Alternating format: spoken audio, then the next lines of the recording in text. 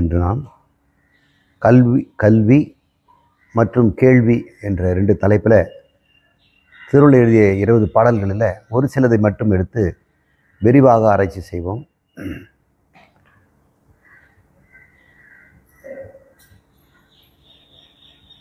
முதலில் கல்வி என்பதை பற்றி பார்ப்போம்.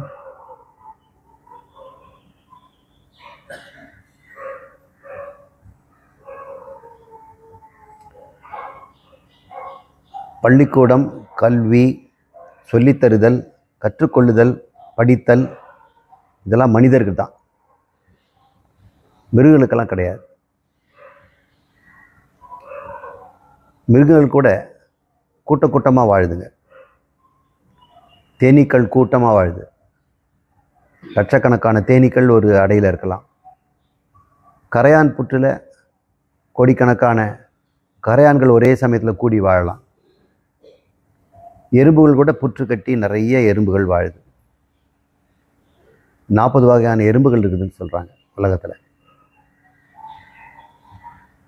அந்த கூட்டத்தை யாரும் நிர்வாகம் செய்வதும் கிடையாது, யாரும் எதுவும் சொல்லித்தரதும் கிடையாது. ஒரு புற்று எப்படி கட்டணும், மண் ஒன்று ஒன்றா சேகரித்து எப்படி அடுக்கணும், சின்னதாக இல்லாமல் அந்த கூட்டத்துக்கு ஏற்ற மாதிரி அது எவ்வளோ பெரிய அடிவாரம் விஸ்தாரமாக இருக்கணும், பூமிக்குள்ளே எவ்வளோ தூரம் அது தொலை போட்டு போகணும், இதெல்லாம் கரையான் புத்துக்கு யார் சொல்லி கொடுத்தாங்க? கரையானுக்கு யாருமே எதுவும் சொல்லித்தரல. எனக்கு இந்த வேலைன்னு யாரும் சொல்கிறதும் இல்லை. நீ தூக்கிட்டு வா, நீ ஒட்டு அப்படின்லாம் சொல்கிறது இல்லை. ஒவ்வொரு கரையானுமே ஒரு மண்பருக்கை எடுத்துகிட்டு வந்து வாயில் இருக்கிற எச்சியை ஒட்டி, அந்த எச்சிலால் ஒன்று ஒட்டி மெல்ல வருது. பாருங்கள், ஒரு மண்ணாக ஒட்டினாக எத்தனை பேர் உழைக்கணும். அந்த எச்சில் ரொம்ப கெட்டியாக இருக்கிறதுனால புத்து மண் ஸ்ட்ராங்காக இருக்கும். அது நிறைய மருந்துகளும் இருக்கும். அதாவது வாழைத்தோட்டத்தின் கோயிலில் புத்து மண்ணை தான் மருந்தை தராங்க. புத்தில் அந்த ஈசல், அந்த கரையான் சேகரித்த எச்சிலோடு இருக்குது புரோட்டீன். அதில் புரோட்டீன் நிறைய இருக்குது. அந்த கரையான் புற்றில் பூமியில் ஒரு 1.5 அடி 2 அடி கூட ஆழம் தோண்டியிருக்கும். உள்ள குழாய் டனல்ஸ் எல்லாம் இருக்கும், குகையாக இருக்கும். அது தனித்தனி ரூம்ஸ் எல்லாம் இருக்கும். இப்போ தான் பிறந்த குழந்தைங்கள்லாம் தங்குற இடம், முட்டை இருக்கிற இடம், ராணி தங்குறதுக்குன்னு ஒரு இடம், இதெல்லாம் உண்டு. ராணி ரொம்ப பெருசாக இருப்பாங்க கரையானில், சுண்டுவல் சைஸ் இருக்கும். அவங்க ஒரு இடத்துக்கு போகிறதுக்கு வயிறு தேஞ்சிடும். தேஞ்சதுன்னா அடிபட்டு அது முழுக்க முட்டைகள் இருக்குது. அது முட்டையிடுறது தான் வேலையே. அதனால் இலையில் வச்சு அந்த ராணியை படுக்க வச்சு இலையை இழுத்துட்டு போகுங்க. சொகுசு. இதெல்லாம் யார் கற்றுக் கொடுத்தாங்க? அது கல்லா அறிவு. அது உடம்புலேயே அந்த அறிவு இருக்குது. அவ்வளோ பெரிய அறிவா அப்படின்னு. அந்த அறிவை தவிர வேறு அறிவே கிடையாது. அது கிழக்கு மேற்கு வடக்கு எதுவும் தெரியாது. பூமியினுடைய மேக்னெட்டிக் ஃபீல்டுங்கிறாங்களே, காந்த விசை, அதுக்கேற்ற மாதிரி புத்து வடக்கு தெற்காக கட்டும். ஆனால் அது புத்தை எப்படி கட்டுவதற்கு எப்படி கற்றுக்கொண்டது அப்படின்னா, ட்ரையல் அண்ட் எரர் மெத்தட். செய்து பார்க்கறது, தப்பாக இருந்ததுன்னா விட்டுறது, வெற்றிகரமாக இருந்தால் காப்பாற்றிக்கிறது. யார் அதை காப்பாற்றுறாங்க? வெற்றி தோல்வி யார் நிர்ணயிக்கிறாங்க? இந்த கரையான்கள் ஒரு உதாரணத்துக்கு கரையான்னு சொல்கிறேன். உலகத்தில் இருக்க மிருகங்கள், பூச்சிகள் எல்லாமே கொஞ்சம் அறிவுடையதாக இருக்குது. அந்த அறிவை எப்படி அது பெற்றுது, அதுதான் ரொம்ப முக்கியம். மனிதன் பெறுகின்ற முறை வேறு, மிருகங்கள் பெறுகின்ற முறை அதனுடைய உடம்புலேயே ஜெனட்டிக்கலாக வருது, மரபியலாக வருது. மரபியல் மாற்றத்திலேயே அது உண்டாகுது அறிவு.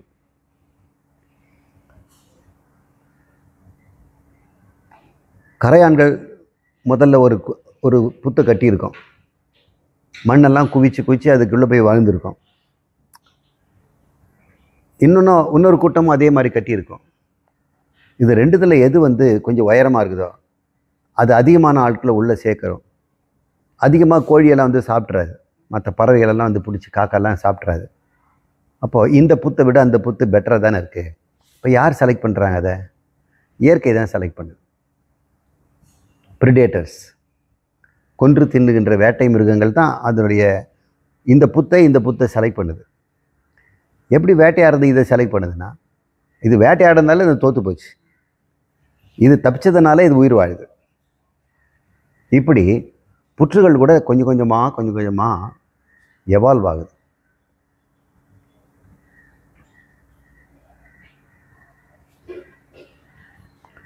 இப்போது இந்த புற்று கட்ட ஆரம்பித்து படிப்படியாக இப்படி மாற்றங்கள் வந்தது காரணம் கரையானோட அறிவு இல்லை. கரையான்கள் தப்பாக செய்யுதுங்க, ஆனால் இயற்கை அதை தேர்வுபடுத்துது. அப்போ எந்த ஒரு கரையான் அந்த நல்லதை கட்டுச்சோ அதுக்குள்ளே ஒரு உடம்புல அறிவு இருக்கும் இல்லையா, அதை உடம்பறிவு.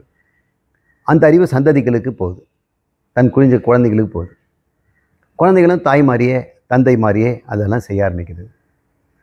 அப்புறம் அதுங்கெல்லாம் விருத்தி ஆகுது, பல கோடி. அதுங்களை தனித்தனி புத்துங்களை கட்டுது. கட்டும்போது காம்படிஷன் வரும் இல்லையா, எந்த புத்து நல்லா இருக்கோ அது செலக்ட் ஆகுது. யார் செலக்ட் பண்ணுறாங்க? இயற்கை. அப்போ எந்த புத்து செலக்ட் ஆச்சோ அதனுடைய பூச்சிகளுக்கு அதிகமான குட்டிகள் பறக்கிறதுக்கும் சந்ததி பெருக்கிறதுக்கும் இருக்குது, மற்றதுக்கெல்லாம் வாய்ப்பு இல்லை. இப்படி இயற்கை தான் ஒரு அறிவாக செயல்பட்டு இப்படி புத்தை வளர்த்துருக்குது. ஆரம்ப காலத்தில் இந்த புத்து எப்படி இருக்கும் அப்படின்னு நமக்கு தெரியாது. பூமிக்கடியில் அது புதஞ்சி இருக்கிறது, பாறைகள் எல்லாம் இருக்கிறத ஃபாசில்னு எடுத்துருக்கிறாங்க. கிட்டத்தட்ட 240 பில்லியன் வருஷத்துக்கு முன்னாடியே பூச்சிகள் வந்துடுச்சு. 240 மில்லியன். இந்த பூமி அதுங்களுக்கு தான் சொந்தம். அவங்க தான் இத்தனை வருஷமாக அழிஞ்சு போகாமல் இன்னும் உயிரோடு இருக்கிறாங்க. கரப்பாம்பூச்சியும் அப்போ தான் வந்தது, பூச்சிகளோட பூச்சி அது வந்தது. இந்த கரையானுடைய புற்றில் தெர்மாமீட்டரை கொண்டு போய் உள்ளே வச்சு டெம்பரேச்சர் மெஷர் பண்ணுறோன்னு வைங்க, வெளியே 35 டிகிரி இருக்கும் சென்டிகிரேட். கரையான் புத்தில் போனால் 16 தான் இருக்கும். நம்ம அதுக்கு எவ்வளோ கரண்ட்டு செலவு பண்ணி ஏசி போட வேண்டியது. வெளியே வெயில் 30 32 இருந்ததுன்னா இங்கே உள்ளே 18 வைப்போம். ஆனால் அது மெல்ல 18 வர்றதுக்குள்ளே 1 மணி நேரம் ஆகும். அதுக்கு எவ்வளோ கரண்ட்டு செலவாகும் பாருங்கள். கொஞ்ச நேரம் ஆஃப் அன் ஹவர் மறுபடியும் 32க்கு போயிடும். ஆனால் இதில் கரையானுக்கு அப்படி போகிறதில்ல. இப்போ ஏன் கூலிங்காக இருக்குது அது புத்து? அந்த காற்றை கூல் பண்ணக்கூடிய முறையில் துளைகளெல்லாம் ஏற்பாடு பண்ணியிருக்கு. அந்த டனல் மாதிரி குழாய் மாதிரி கட்டியிருக்கு. இது அறிவு தானே. தூக்கணாங்குருவி ஒரு கூடு கட்டுது. அந்த கூடை நீங்கள் பார்த்துருப்பீங்க. யாராவது உங்களுக்கு அறிவு இருக்குது, கை இருக்குது, விரல் இருக்குது, ஃபோர்செப்ஸு கருவிகள்லாம் இருக்குது, ஒரு கூடு கட்டிங்க பார்க்கலாம். அது மாதிரி நான் வேணும் போதுமான நார்களை கொடுக்குறேன், அந்த கூட்டையே பிரித்து கொடுக்குறேன், நீங்கள் அதே மாதிரி கட்டுங்க பார்க்கலாம். அது முதல்ல ஒரு கிளையில் ஒரு முடி போட்டு அந்த முடியை மூக்காலே போடுறது, கையெல்லாம் கிடையாது. ஒன்று போட்டு காலால் மிதிச்சிட்டு முனை எடுத்து மூக்கால் உள்ள சொறி ஒரு முடி போட்டு அதில் முடி போட்டு அதை அப்படியே கொஞ்சம் கொஞ்சமாக அது தொங்க ஆரம்பிக்குது. அப்புறம் அதுலேருந்து முடிகளெல்லாம் போட்டு போட்டு போட்டு கொஞ்சம் கொஞ்சமாக பின்னி பின்னி அது உள்ள கதகதப்பான ஒரு தொங்குற பங்களா கட்டிடுது.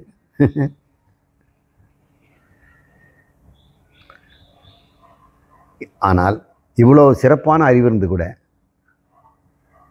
அந்த தூக்கணாங்குருவி இன்னொரு குருவிக்கு சொல்லித்தராது இப்படி கட்டணும்னு. யாரும் அதை சொல்லித்தர மாட்டாங்க. பிறக்கும் போதே அந்த அறிவோட பிறகு எல்லாத்துக்கும் பிறக்கும்போது அறிவு இருக்குது. இதனால் மிருகங்களுக்கு எக்ஸ்ட்ரா அறிவு தேவையில்லை. ஒரு நாய்க்கு வாழ்நாள் முழுக்க என்னென்ன தேவையோ அந்த அறிவு இருக்குது. எறும்புக்கு வாழ்நாள் முழுக்க என்னென்ன வேணுமோ அது அறிவு இருக்குது.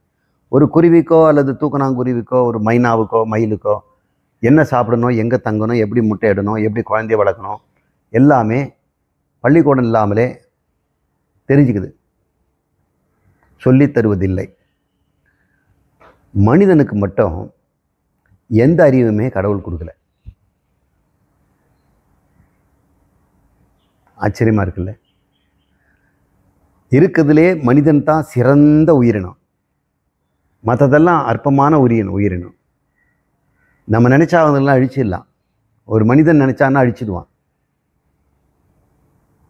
ஒரு குட்டி பையன் பசுமாடை இழுத்துட்டு போகிறான். அதுவும் அதுக்கு அவன் கூப்பிட்டு தான் போகுது. ஒரு யானையை கூட்டிகிட்டு வந்து கட்டி போடுறதுக்கு கல் வேணும், கல் எடுத்துன்னு வர சொல்கிறான்.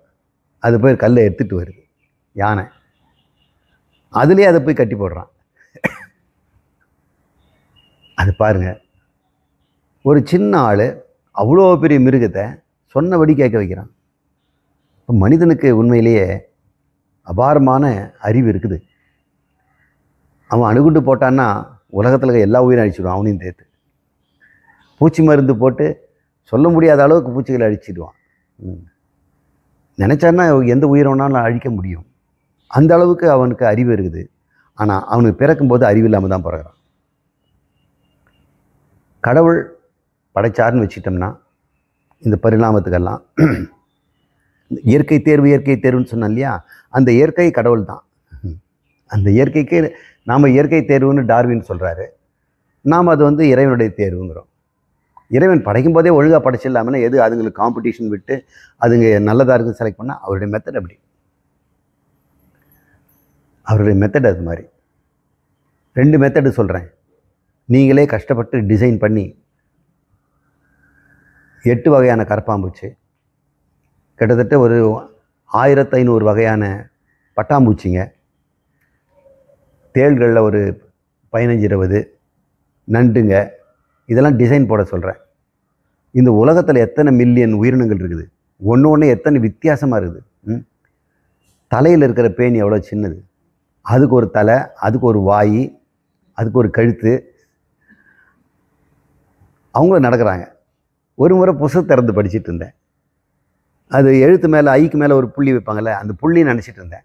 அந்த புள்ளி நகருது. லென்ஸால் பார்த்தா கூட தெரியல. ஆனால் அதுக்கும் 8 கால் இருக்குது, அது ஒரு தலை, அதுக்கு வாழணும்னு ஒரு உணவு.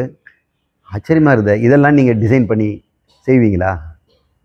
கடவுள் 2 கடவுள் வச்சுருக்கிறேன். கடவுள் ஏ, கடவுள் பி. இவர் எல்லாத்தையும் ஒரே உட்காந்து டிசைன் போடுறாரு. டிசைன் போடுறதுக்கு ஒரு போர்டு போடல, இல்லை கம்ப்யூட்டர் வச்சு அவர் டிசைன் பண்ணுறாரு. அதுக்கு குடல் எப்படி இருக்கணும், மூளை எப்படி இருக்கணும், உணவு எப்படி சாப்பிடணும், ஜீரணம் பண்ணணும், இன உறுப்புகள் எப்படி இருக்கணும், கால் கையெல்லாம் எப்படின்னு மடிக்கணும், நடக்கணும், எல்லாம் எல்லாத்தையும் ஒரு ரோபாட் மாதிரி டிசைன் பண்ணுறாரு. இன்னொருத்தர் சும்மா இருக்கிறார். இன்னும் நீ ஒன்றும் படைக்கலையான்ங்கிறார். நான் ஒரு விதி மட்டும் படைப்பேன். தானாக அது பெருகும், தானாக பெருகணும், மாற்றங்களை உண்டாக்கணும், மாற்றங்களை சிறந்ததை இயற்கையை தேர்ந்தெடுக்கும் இல்லையா, அந்த மாதிரி ஒரு டிசைன் பண்ணியிருக்கிறேன். அப்படின்னு இந்த கடவுள் பண்ணுறாரு, இத்தனை மில்லியனும் பண்ணி முடிக்கிறதுக்குள்ள இவர் எல்லாத்தையும் தானாக செய்ய வச்சிட்டார். அப்போ எந்த கடவுள் உண்மையான சிருஷ்டிகர்த்தா? பரிணாமத்தை ஏவி செய்கிறவர் தானே. இவர் தானே உட்காந்துக்கிட்டு மல்லு கட்டிக்கிட்டு செய்கிறத விட பரிணாமத்தை ஏவி செய்ய விடுறாரு. நம்ம கடவுள் அப்படி தான். இன்னொரு கடவுள் யாரும் இல்லை, ஒரு கடவுள் தான் இருக்கிறார். அவர் எல்லா மிருகத்துக்கும் அது எப்படி வாழணும். இப்போ நம்ம உடம்புலையே பேன் தலையில் இருக்கிற பேன் வேறு, உடம்புல ரோமம் இருக்குது இல்லையா, அதில் இருக்கிற பேன் வேறு. சீல பேன்னு சொல்லுவாங்க, துணிலெல்லாம் ஊறும். அது பார்த்தா நண்டு மாதிரி இருக்கும், நாய்க்கு வர உண்ணி மாதிரி இருக்கும். தலையில் இருக்கிறது கொஞ்சம் நீளமாக இருக்கும், எள்ளு மாதிரி. இது உடம்புல தான் இருக்கும், தலைக்கு போகாது. அது தலையில் இருக்கும், உடம்புக்கு வராது. அவங்கவுங்க பேட்டை வேறு, இவங்களுக்கு உணவு வேறு, இவங்களுக்கு உணவு வேறு. நாயில் இருக்கிறது மனுஷனுக்கு வர மாட்டேங்குது, மனுஷனுடைய பேன் நாய்க்கு போக மாட்டேங்குது, அது எட்டியும் பார்க்க மாட்டேங்குது. எவ்வளோ தான் பேனை கொண்டு போய் நாய் உடம்புல போட்டாலும் மனுஷ பேனை அதில் வளராது, இறங்கி போயிடுது.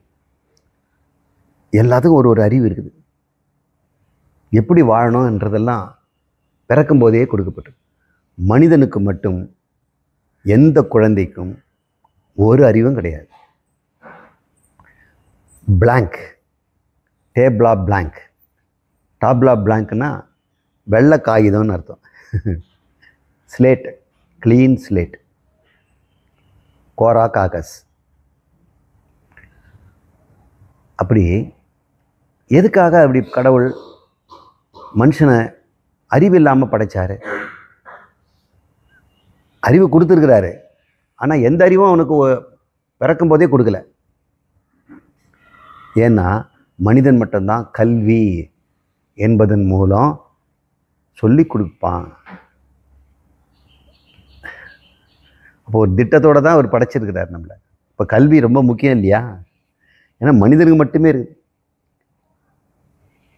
நாய்களுக்கோ பூனைகளுக்கோ பறவைகளுக்கோ கல்வி கொடுக்காதனால 40 மில்லியன் 50 மில்லியன் வருஷமாக அப்படியே தான் இருக்குது, ஒரு மாற்றமும் இல்லை.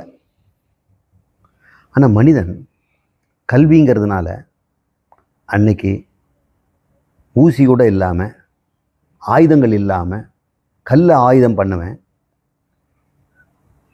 இன்றைக்கி எங்கே இருக்கிறான் பாருங்கள். இன்டர்நேஷ்னல் ஸ்பேஸ் சென்டரில் கொண்டு போயிட்டு இங்கேருந்து ராக்கெட்டில் மாடியூல்ஸில் அவங்களை அனுப்பி அந்த சேட்டலைட் அங்கே பறந்துக்கிட்டு இருக்குது. இவங்களும் கூடவே பறக்கிறாங்க. 2 பேரும் சமமாக போகிறாங்க. 2 பேர் ஸ்பீடும் மேட்ச் ஆகிடுது. அப்போ நகராத மாதிரி இருக்குது. இப்போ இதில் நேராக அதுக்குள்ளே போயிட்டான். ஏன்னா அது ஓடுற வேகம் என்ன? நம்ம தரையில் இருக்கிற கார் வேகம் மணிக்கு 110 மேக்ஸிமம் போகலாம். ஆனால் அங்கே சேட்டலைட் போகிற வேகம் என்ன? 1000 கிலோமீட்டர் ஒரு மணிக்கு. அந்த வேகத்தில் பறகுது.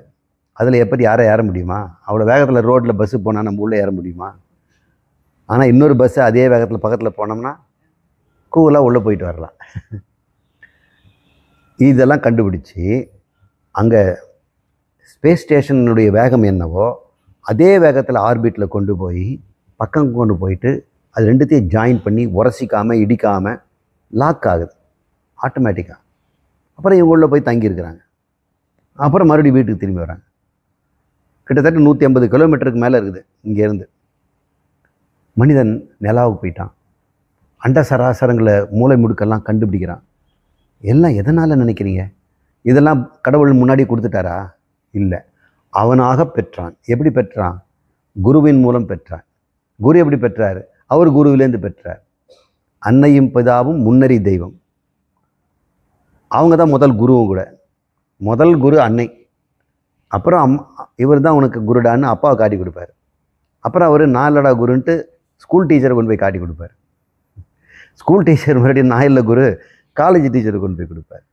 அப்புறம் எல்லாருக்கும் சத்குருன்னு ஒருத்தர் இருக்கிறாரு, எல்லா டீச்சரும் அவர்கிட்ட தான் போய் ஆகணும் அப்படின்னு எல்லா டீச்சருக்கும் டீச்சராக இருக்கக்கூடிய குருக்கிட்ட வராங்க. இது எதனால்? சரி, மனிதனுடைய ஒரு சமுதாயம் என்னென்ன அறிவு வச்சுருக்குது அப்படின்னு லைப்ரரியில் போய் பாருங்கள். மனிதனுடைய அறிவெல்லாம் லைப்ரரியில் புக்காக இருக்குது இல்லை? அதில் எண்ணற்ற புஸ்தகங்கள்லாம் இருக்குது. எழுத்தை கண்டுபிடிச்சான், என்ன கண்டுபிடிச்சான், 2 சிம்பிள்ஸ், 2 மொழி. ஒரு மொழி எழுத்து அ ஆ இ ஈ, இன்னொன்று 1 2 3 4 5, 2 மொழி தான். மேத்தமெட்டிஷியன்ஸ் நம்பரில் பேசுகிறாங்க. அவங்க போர்டு முழுக்க எழுதி வச்சுருக்கிறாங்க. ஆனால் ஒரு எழுத்து கூட அங்கே இல்லை. ஏங்கிறாங்க, எக்ஸுங்கிறாங்க, ஒய்யுங்கிறாங்க, சென்டென்ஸே காணும். ஆனால் என் நம்பரில் சென்டென்ஸ் ஃபார்ம் பண்ணுறாங்க. அந்த சென்டென்ஸு முடியாமல் போயிட்டு வருது. ஈக்குவலுங்கிறாங்க, பெருக்கிறாங்க, வகுக்கிறாங்க, கீழே போடுறாங்க, அப்புறம் சம்மேஷன் போடுறாங்க, ஸ்கொயர் ரூட் போடுறாங்க, என்னென்னவோ பண்ணுறாங்க. எல்லாம் குறியீடுகள். அது பேர் எண். எழுத்து 2 மொழிகள் நம்மகிட்ட இருக்கு. எண்ணுங்கின்ற எழுத்து ஒரு மொழி, எழுத்தால் ஆகிய மொழி. 2மே நமக்கு உயிர் இல்லையா? கணக்கு இல்லைன்னா என்ன ஆகும்? நம்பர் இல்லைன்னா இன்றைக்கி சயின்ஸ் வளர்ந்துருக்குமா? இப்போ நம்ம செய்கிற எல்லா டிஜிட்டலுமே கணக்கில் தான் வேலை செய்யுது. எண்மம்னு தானே சொல்கிறாங்க, டிஜிட்டல் அப்படிங்கிறாங்க. இன்னொன்று மொழி, எழுத்து. எழுத்து மொழி, எண் மொழி என்று 2 மொழியை பயன்படுத்துகிறோம். இந்த மொழியில் என்னென்ன செய்யலாம் எண்ணில்னு பார்த்தா விஞ்ஞானமே வளருது. எல்லாத்தையும் கணக்கில் சொல்கிறான். இந்த மொழியில் பார்த்தா இலக்கியம் வளருது, விஞ்ஞானம் வளருது, சாஸ்திரம் வளருது, ஆத்ம ஞானம் வளருது. 2மே வேணும். இந்த உடலுக்கு எண்ணம், உயிருக்கு எழுத்தும். இது 2மே கல்வியில் தான் நமக்கு கிடைக்குது. மனிதருடைய குழந்தை பருவம் மிக நீண்டது. பிறந்ததுலேருந்து அவன் சுயமாக வாழ முடியும் அப்படின்னா இனவிருத்தி தானே சுயமாக வாழது. ஒரு ஆணும் பெண்ணும் இனவிருத்தி செய்வதற்கு பிறகு சுயமாக தான் வாழ்ந்தாகணும். அது என்ன, ஒரு 13 வயசு 12 வயசு. ஆனால் நாம் விடுறோமா? 21 வயசுக்கு முன்னாடி கல்யாணம் பண்ணக்கூடாது, 22 வரைக்கும். ஏன் 22 வயசு வரைக்கும் அவன் அம்மா அப்பா கிட்ட தான் வாழ வேண்டியது, அவன் சுயமாக வாழ முடியாது.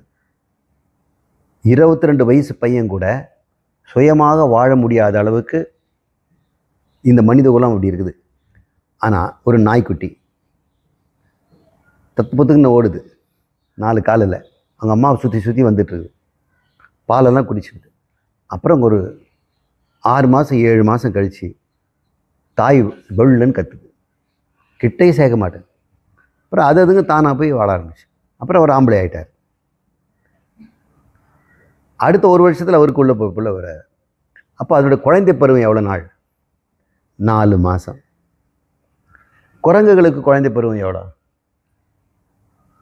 2 வருஷம் 3 வருஷம். அதுக்குள்ளே அது அடல்ட் ஆகிடுது, அதுக்கு குழந்தை பேருக்கு ஆகிடுது. ஆனால் மனிதனுக்கு 22 வருஷம், வெரி லாங்கஸ்ட் சைல்டுஹுட், மிக நீளமான குழந்தை பருவம் மனிதனுக்கு மட்டும்தான். மற்ற எல்லா உயிரினங்களுக்கும் உடம்புக்கும் தலைக்கும் ஒரு விகிதாச்சாரம் இருக்குது. இவ்வளோ உடம்புக்கு இவ்வளோ தலை இருக்கணும். மனிதனுக்கு தான் உடம்பை விட தலை பெருசு. உடம்பை விட பெருசுன்னு என்ன அர்த்தம்னா, அவனோட உடம்பை பார்க்கும் பொழுது தலையினுடைய அளவு பெருசு. மற்ற எல்லா மிருகத்துக்கும் நெற்றியிலேருந்து இந்த கபாலங்கிற மேடு இல்லை, இந்த மாதிரி ரவுண்டாக இருக்குதா? நாய்க்கு எப்படி இருக்குது தலை? கண்ணுலேருந்து எப்படி இருக்குது தலை? கண்ணுக்கு மேலே தலை எதாவது இருக்குதா? குரங்குக்கு கண்ணுக்கு மேலே ஏதாவது தலை இருக்குதா? குட்டியாக இருக்குது, ஒரு பன்னு சைஸ் இருக்குது. நமக்கு எப்படி இருக்குது பார்த்தீங்களா? இது பேர் க்ரௌன் அப்படின்னு பேர், இது பேர் கபாலம்னு பேர். நமக்கு மட்டும்தான் அந்த கபாலம் உயரமாக இருக்குது, நெத்தியோடு சேர்ந்து. புருவத்துக்கு மேலே இவ்வளோ தூரம் நெத்தி இருக்குது. மிருகங்களுக்கெல்லாம் இந்த புருவத்துலேருந்து தலை சப்பையாக போயிடும். கொரில்லா அவங்களுக்கெல்லாம் பாருங்கள். நமக்கு தான் மூளையை அதிகமாக இடம் கொடுத்துருக்கிறார். மற்றது எல்லாமே மாமிசத்தை சாப்பிட்றதுனாலையும் தாவரங்களை சாப்பிட்றதுனாலையும் வேக வச்சு சாப்பிட்றது இல்லை. மனுஷன் தானே வேக வச்சு சாப்பிட்றோம். மீதெல்லாம் அப்படியே பச்சையாக தான் சாப்பிடுதுங்க. பச்சையாக சாப்பிட்றதுக்கு நல்லா மெல்லணும். மெல்லனா கீழ்த்தாடையை மேல் தாடையில் கெட்டியாக கட்டி வைக்கணும், எல்லாம் கீழே தொங்கிடும். அது இழுத்து கட்டணும்னா இங்கேருந்து ஒரு மசில் இருக்குது, இது போய் இந்த நெத்தி பொட்டுக்கு இந்த உச்சந்தலை வரைக்கும் அந்த மசில் போகுது. இங்கே கெட்டியாக பிடிச்சிருக்குது. அப்போ தான் இது வந்து அரைக்கும், மாட்டுக்கு அரைக்கும், மற்றதுக்கெல்லாம் அரைச்சி சாப்பிடும். மற்ற மிருகங்களுக்கெல்லாம் இந்த ஜாபோனும் இருக்கும். மனிதன் மட்டும் சமைச்சி சாப்பிட ஆரம்பிச்சிட்டான். மிருதுவாக இருக்கிறதுனால அவன் நாக்கில் போட்டு அப்படி கரைச்சி குடிச்சிடுறான். அவனை கட்டின்னு கிடைக்க வேண்டியதில்லை. நமக்கு பொழுதுபோகலன்னு சொல்லி தான் நம்ம சிலதெல்லாம் சீடை முறுக்குன்னு செய்கிறோம். மீதி எல்லாம் பார்த்தோம்னா சாஃப்டாக இருக்குது, மெல்ல வேண்டியதே இல்லாத இருக்குது. அப்போ பல்லெல்லாம் நமக்கு குறைஞ்சி போச்சு, தட்டையாக ஆகிடுச்சு. இந்த மசில்ஸுக்கும் வேலை இல்லை. இந்த மசில்ஸ் இங்கே இருந்தது இல்லையா, அந்த தசை கொஞ்சம் கொஞ்சமாக இறங்கி இங்கே நிற்கிது. அப்போ கபாலத்துக்கு ஃப்ரீடம் கிடைக்குது, அது உயரமாக வளருது. இந்த மசில்ஸ் இங்கே இருந்ததுன்னா என்ன ஆகும்?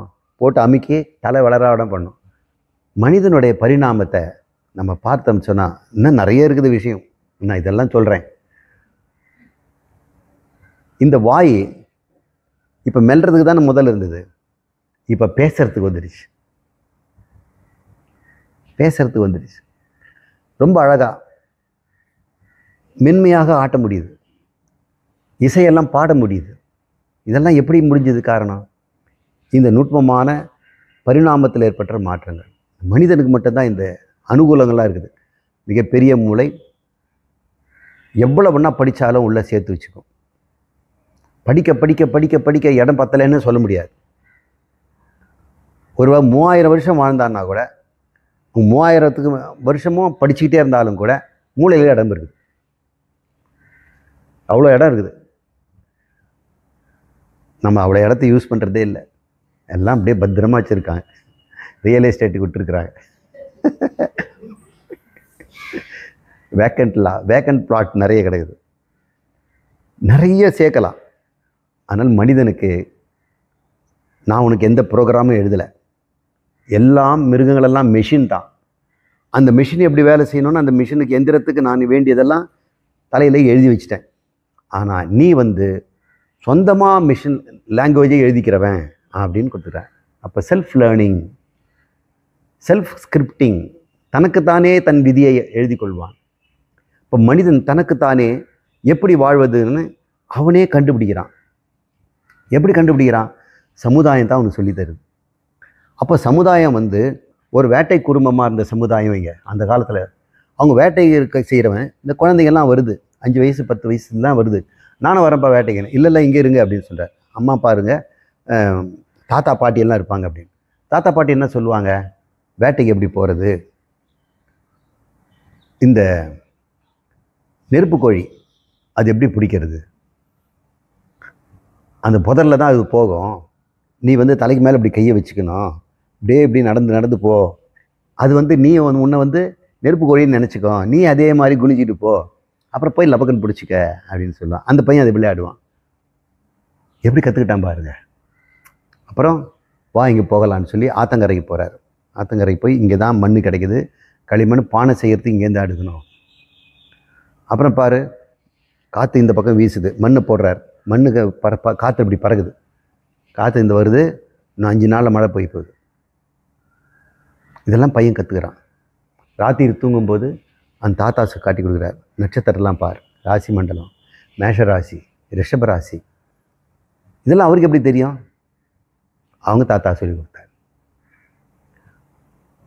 இப்படி ஒருத்தன் வானசாஸ்திரம் கற்றுக்கிறான், கேலண்டர் தெரிஞ்சுக்கிறான், உணவு பதப்படுத்தத்தை செய்துக்கிறான், வேட்டையாடுற மெத்தட் செய்துக்கிறான், பாத்திரம் பண்டங்களை செய்கிற மெத்தட் செய்துக்கிறான், கருவிகளை செய்கிறதுக்கு வெட்டு இரும்பு, கட்டிங் பிளேயர், கோடரி, நெயில் கட்டர். ஏன்னா வேத காலத்தில் நெயில் கட்டர் இருந்ததுன்னுலாம் தெரியுது. சாந்தோக்கிய உபனிஷம் எழுதியிருக்கிறாங்க. நகை நிக்கிருந்தனம் அப்படின்னு பேர். நகத்தை வெட்டக்கூடிய பொருள் என்று சாந்தோக்கிய உபனிஷத்தில் இருக்குது. 4000 வருஷத்துக்கு 3000 வருஷத்துக்கு முன்னாடியே இருக்கிற இதெல்லாம் செய்து வச்சுருக்கிறாங்க. இப்போ இந்த அறிவெல்லாம் ஒரு சமுதாயம், ஒரு குழு, ஒரு குலம் தன் குழந்தைகளுக்கு சொல்லிக் கொடுக்கணும் இல்லை? இப்படியே வரும்பொழுது நாளுக்கு நாள் அந்த சமுதாயம் பெருசாகுது, கற்றுக்க வேண்டிய விஷயமும் அதிகமாக இருக்குது. அதை இந்த பையன் உடனடியாக வேட்டைக்கு போனால் என்ன ஆகுறது? அதனால் 22 வயசு வரைக்கும் வீட்டில் எல்லாத்தையும் இந்த சமுதாயம் கொடுத்த அத்தனையும் உனக்கு சொல்லித்தரணும். அப்படி முடியுமா என்ன?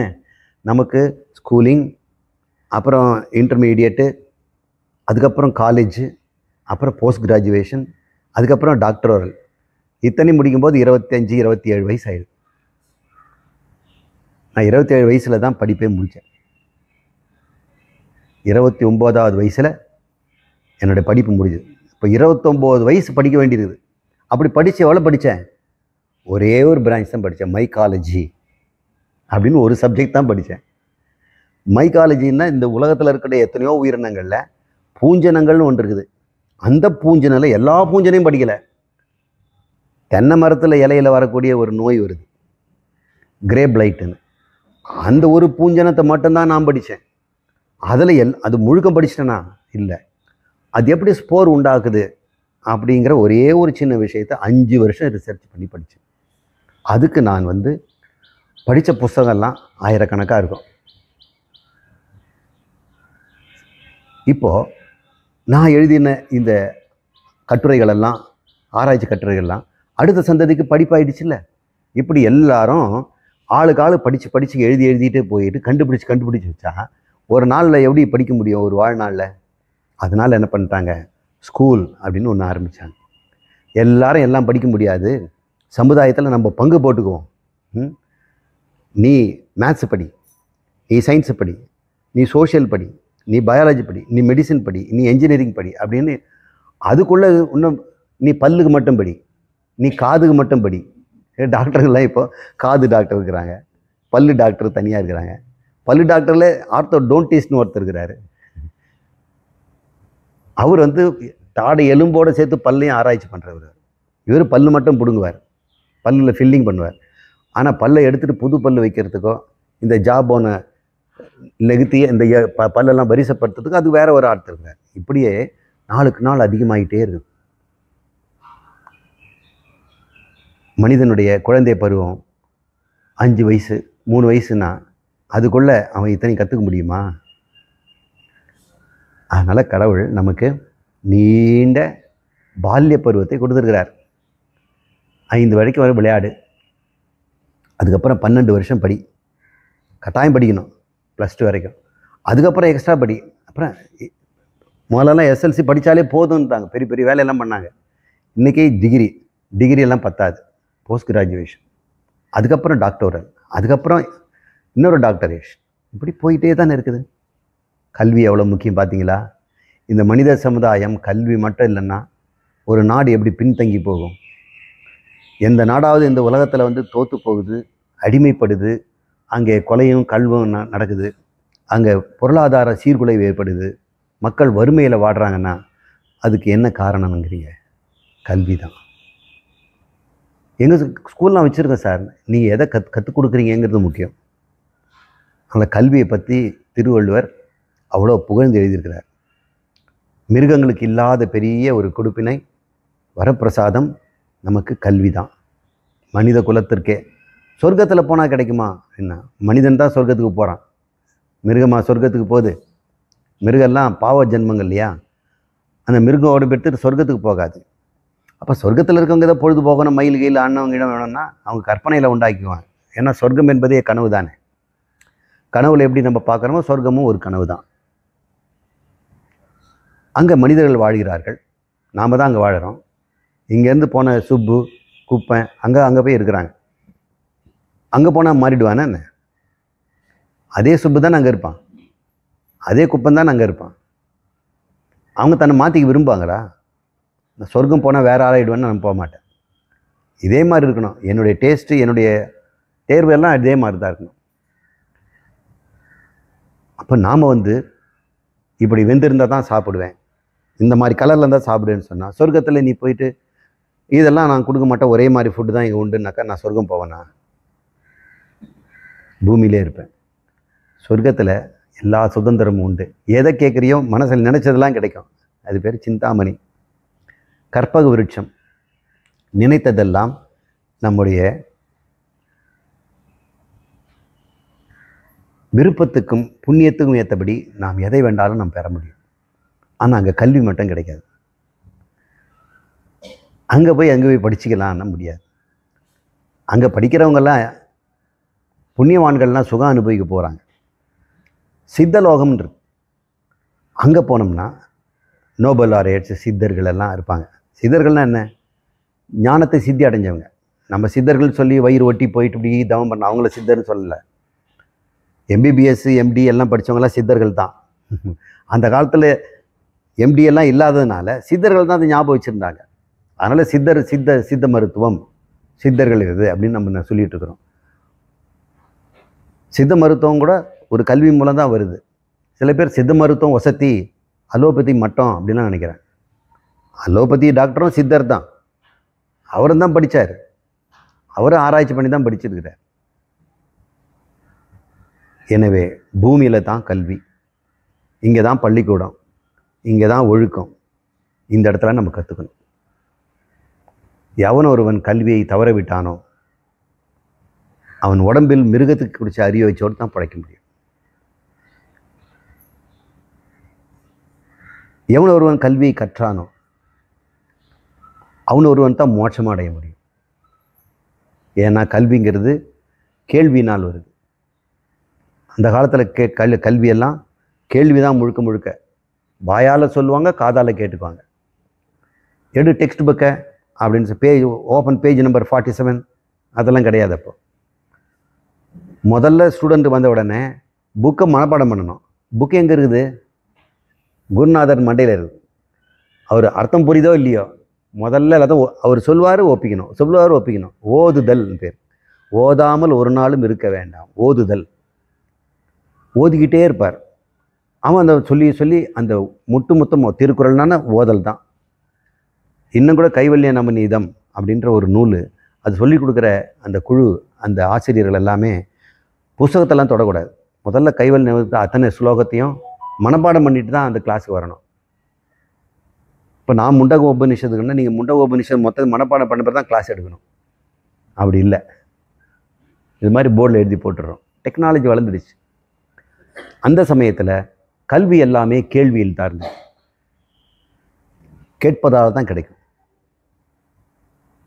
அப்போ வள்ளுவர் ரெண்டுதையும் எது கல்வியும் சொல்லியிருக்கிறாரு, கேள்வியும் சொல்லி இன்றைக்கி ரெண்டுதையும் நம்ம பார்க்க போகிறோம். இந்த முன்னுரையோடு இப்போ நாம் ஒவ்வொரு குறளாக பார்ப்போம்.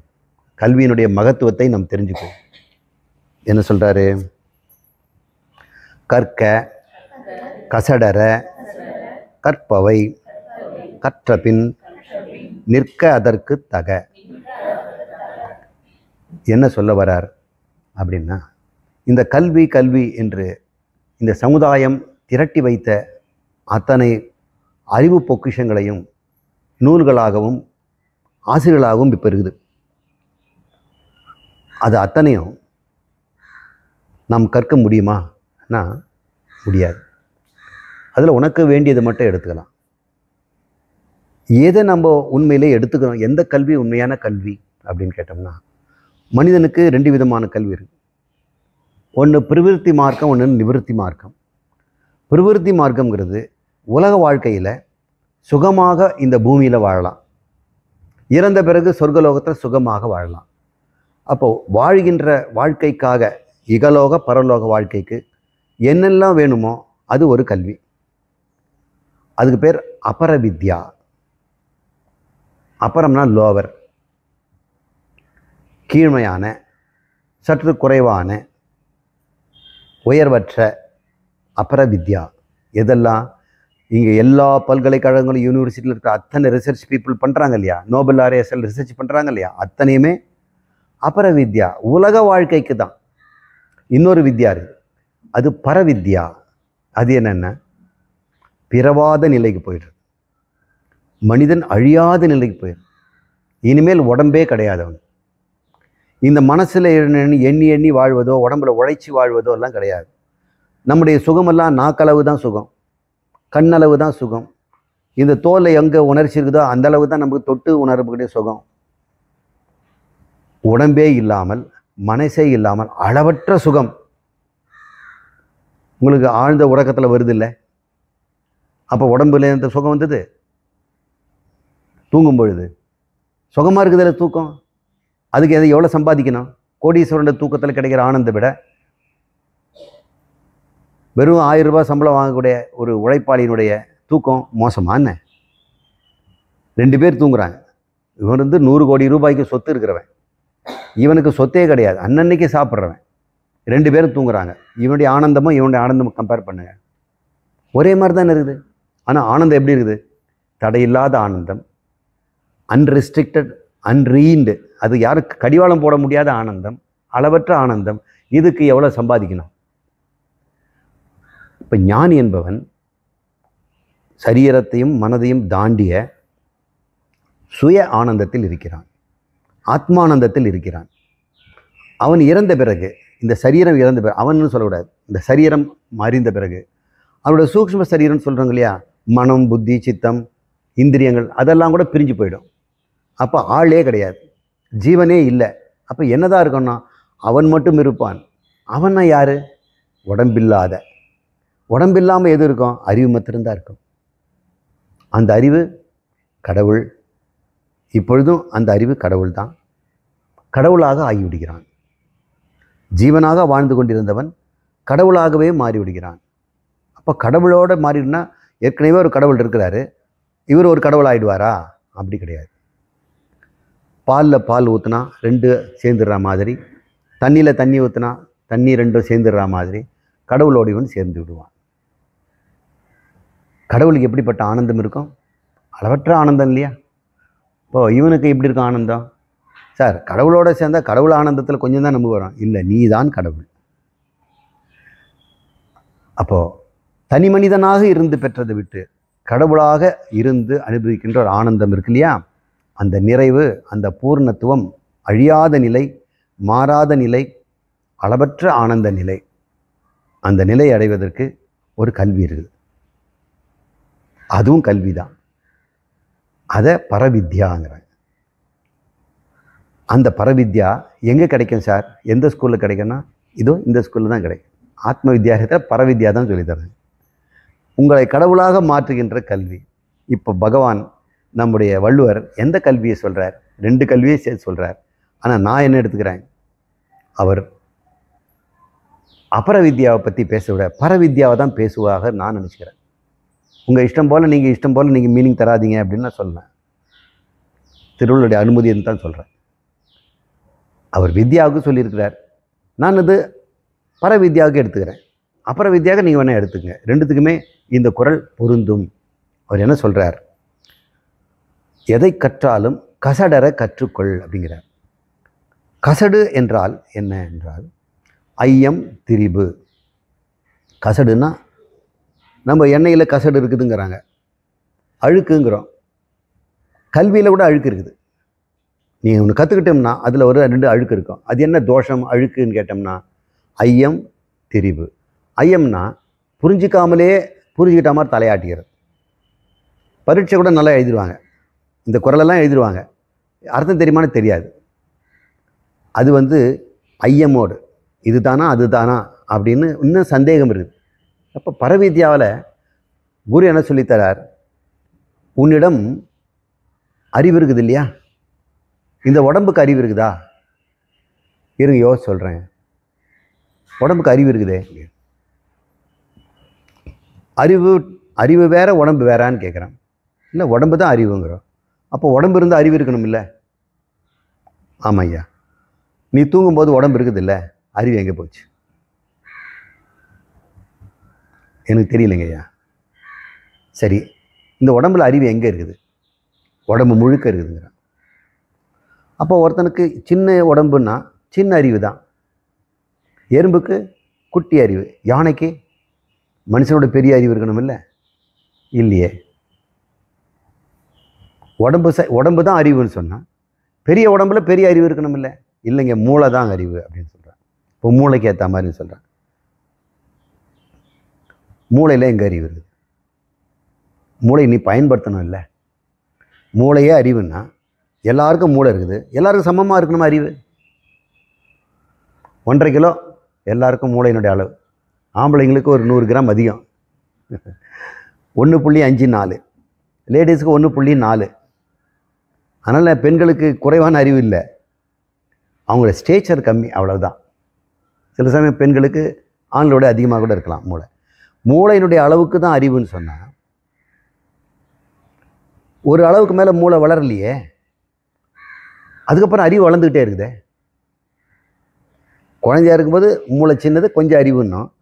அப்போ இளைஞனான பிறகு நிறைய கற்றுக்கிட்டான், தலையும் பெருசாகிடுச்சு. அதுக்கப்புறம் தலை பெருசாகிறது இல்லையே, ஆனால் அறிவு மட்டும் வளருதே.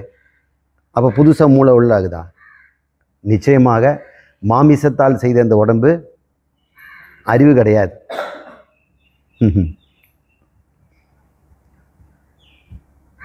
அப்போ அறிவுங்கிறது எங்கே இருக்குது? என் மனம் சார் அறிவு அப்படிங்கிறார். உன் மனம் அறிவுங்கிறிய, மனதை அறிவது வேற அறியப்படுவது வேற இல்லையா? அறிவது ஒன்று, அறியப்படுவது ஒன்று. நான் அறிபவன், இது அறியப்படுவது. அறியப்படுவது நான் அவனா? இது இங்கே இருந்தது, இதை எடுத்து இங்கே வைக்கிறேன். இது மாதிரி நான் எடுத்து வைக்கிறதுனால இதுக்கு செயல் சுதந்திரம் இருக்குதா? ஜடமாக தானே இருக்குது.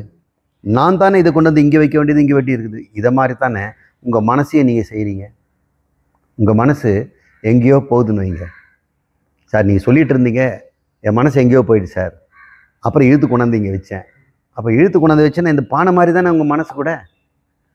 மனசை நீங்கள் பார்க்குறீங்கல்ல, உங்கள் மனசில் இருக்கிற பயத்தையும் கலக்கத்தையும் நீங்கள் பார்க்குறீங்கல்ல. பார்க்குறவன் தானே அறிவுடையவன். பார்க்கப்படும் பொருளுக்கு அறிவு எங்கே இருக்குது? இப்போ மனசு கூட அறிவில்லை, புத்திக்கும் அறிவில்லை. அப்போ அறிவு எதுதான்னா அதுதான் ஆத்மான்னு பேர். ஆத்மா தான் அறிவாக நம்மக்கிட்டலாம் இருக்குது. அந்த ஆத்மா எதுன்னு பார்த்தோம்னா அதான் பரமாத்மா. 2 ஆத்மா கிடையாது.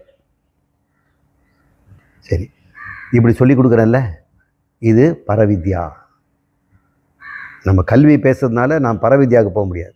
இந்த கல்வியை நான் சொல்லி தரும் பொழுது நீங்கள் இன்னும் குழப்பத்தில் தானே இருக்கிறீங்க. இவர் ஆத்மான்னு சொன்னாரே, எது இன்னும் எனக்கு சரியாக தெரியலையே, அது பேர் ஐயம். நான் சொல்லி கொடுத்தேன், ஐயமாக இருந்தாலும் பரவாயில்ல, நாளைக்கு நான் கரெக்ஷன் பண்ணிவிடுவேன். எனக்கு புரியல சார், எங்கேயோ சொன்னீங்க, அதுக்கப்புறம் நான் கொஞ்சம் ஸ்டெப்பு விட்டுட்டேன், அதுக்கப்புறம் எனக்கு புரியல அப்படின்னு நான் சொல்லித்தரவா. திரிபுங்கிறது ரொம்ப டேஞ்சர். அவர் வரவே மாட்டான், சரியாக தெரிஞ்சிட்டேன்னு போயிட்டு மாற்றி புரிஞ்சுக்கிட்டு போவான். அது பேர் திரிபு. மாற்றி புரிஞ்சுக்கிட்டா ஆபத்து. ஐயமாக இருந்தாலும் பரவாயில்ல, நாளைக்கு தெளிஞ்சிக்கலாம். ஆனால் ரெண்டுமே நீங்க வேண்டியது தான். ரெண்டுமே கல்வியில் இருக்கக்கூடிய மிக மோசமானது, ஐயமும் திரிபும். அப்போ எவன் ஒருவன் ஐயம் திரிபு இல்லாமல் நான் ஆத்மா அது பரம்பொருள் என்பதை தெரிந்து கொண்டானோ அது பேர் கற்க கசடர, எந்த விதமான குழப்பம் இல்லாமல் இருக்கணும். கற்பவை கற்ற பின் அப்படி கற்றுக்கிட்டேன். என்ன கற்றுக்கிட்டேன்? இப்போ நான் பரமாத்மா. பரமாத்மா நான் என்ன? அழியாதவன். எனக்கு அழிவை பற்றி கவலையே இல்லை, என்னை அழிக்கவே முடியாது. அழியாதவன்னா நான் அழிச்சிக்க மாட்டேன்றதில்லை, என்னை யாரும் அழிக்கவே முடியாது. ஒருவேளை உன்னை படைச்ச கடவுள் ஒன்று அழிச்சிட்டு வரா? முடியவே முடியாது. கடவுளாலும் என்னை அழிக்க முடியாது, ஏன்னா கடவுள் வேற நான் வேற இல்லை. ஏன் அழியாத பொருள் அப்படின்னா அது உற்பத்தி ஆகாத பொருள். உற்பத்தியான பொருளை அழிச்சிடலாம். ஒரு பொருள் இது உற்பத்தி ஆச்சு, உற்பத்தி ஆகிறதுக்கு டேட்டுக்கு முன்னாடி இருந்ததா? இல்லை. உற்பத்தி ஆகிற டேட்டுக்கு தான் இது இருந்தது. அதுக்கப்புறம் இது உடஞ்சி போயிடுச்சு, அப்புறம் அது உடஞ்சி போன நாள், அதுக்கப்புறம் இது இல்லை. அப்போ இந்த பானைக்கு இல்லாத நிலையும் இருக்குது, முன்னின்மையும் இருக்குது, குறிப்பிட்ட காலத்துக்கு அப்புறம் பின்னின்மையும் இருக்குது, இடைப்பட்ட காலத்தில் தான் இது இருக்குது. இது அழியறதுக்கு வாய்ப்பு இருக்குது. இதெல்லாம் இடைப்பட்ட காலத்தில் வருதோ அது அழிஞ்சிடும்.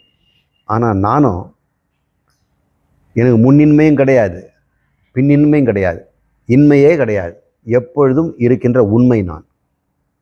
என்னை யார் அழிக்க முடியும்? என்னை யாராவது செய்திருந்தான்னா செய்தவன் அழிச்சிடுவான். நான் தானே உன்னை பண்ணிச்சேன், நான் அழிக்கிறேன். நாம் செய்யப்படாதவர்கள். இந்த அறிவு உங்களுக்கு புரிஞ்சிடுச்சா? இப்போ ஐயம்லாம் தெரியுதா? ஏதாவது நான் அழிய மாட்டேன்கிறது உங்களுக்கு புரிஞ்சிடுச்சா? அழிய மாட்டேன்னா உங்களுக்கு என்ன பயம்? இது பயம் இருக்குமா ஏதாவது பற்றி?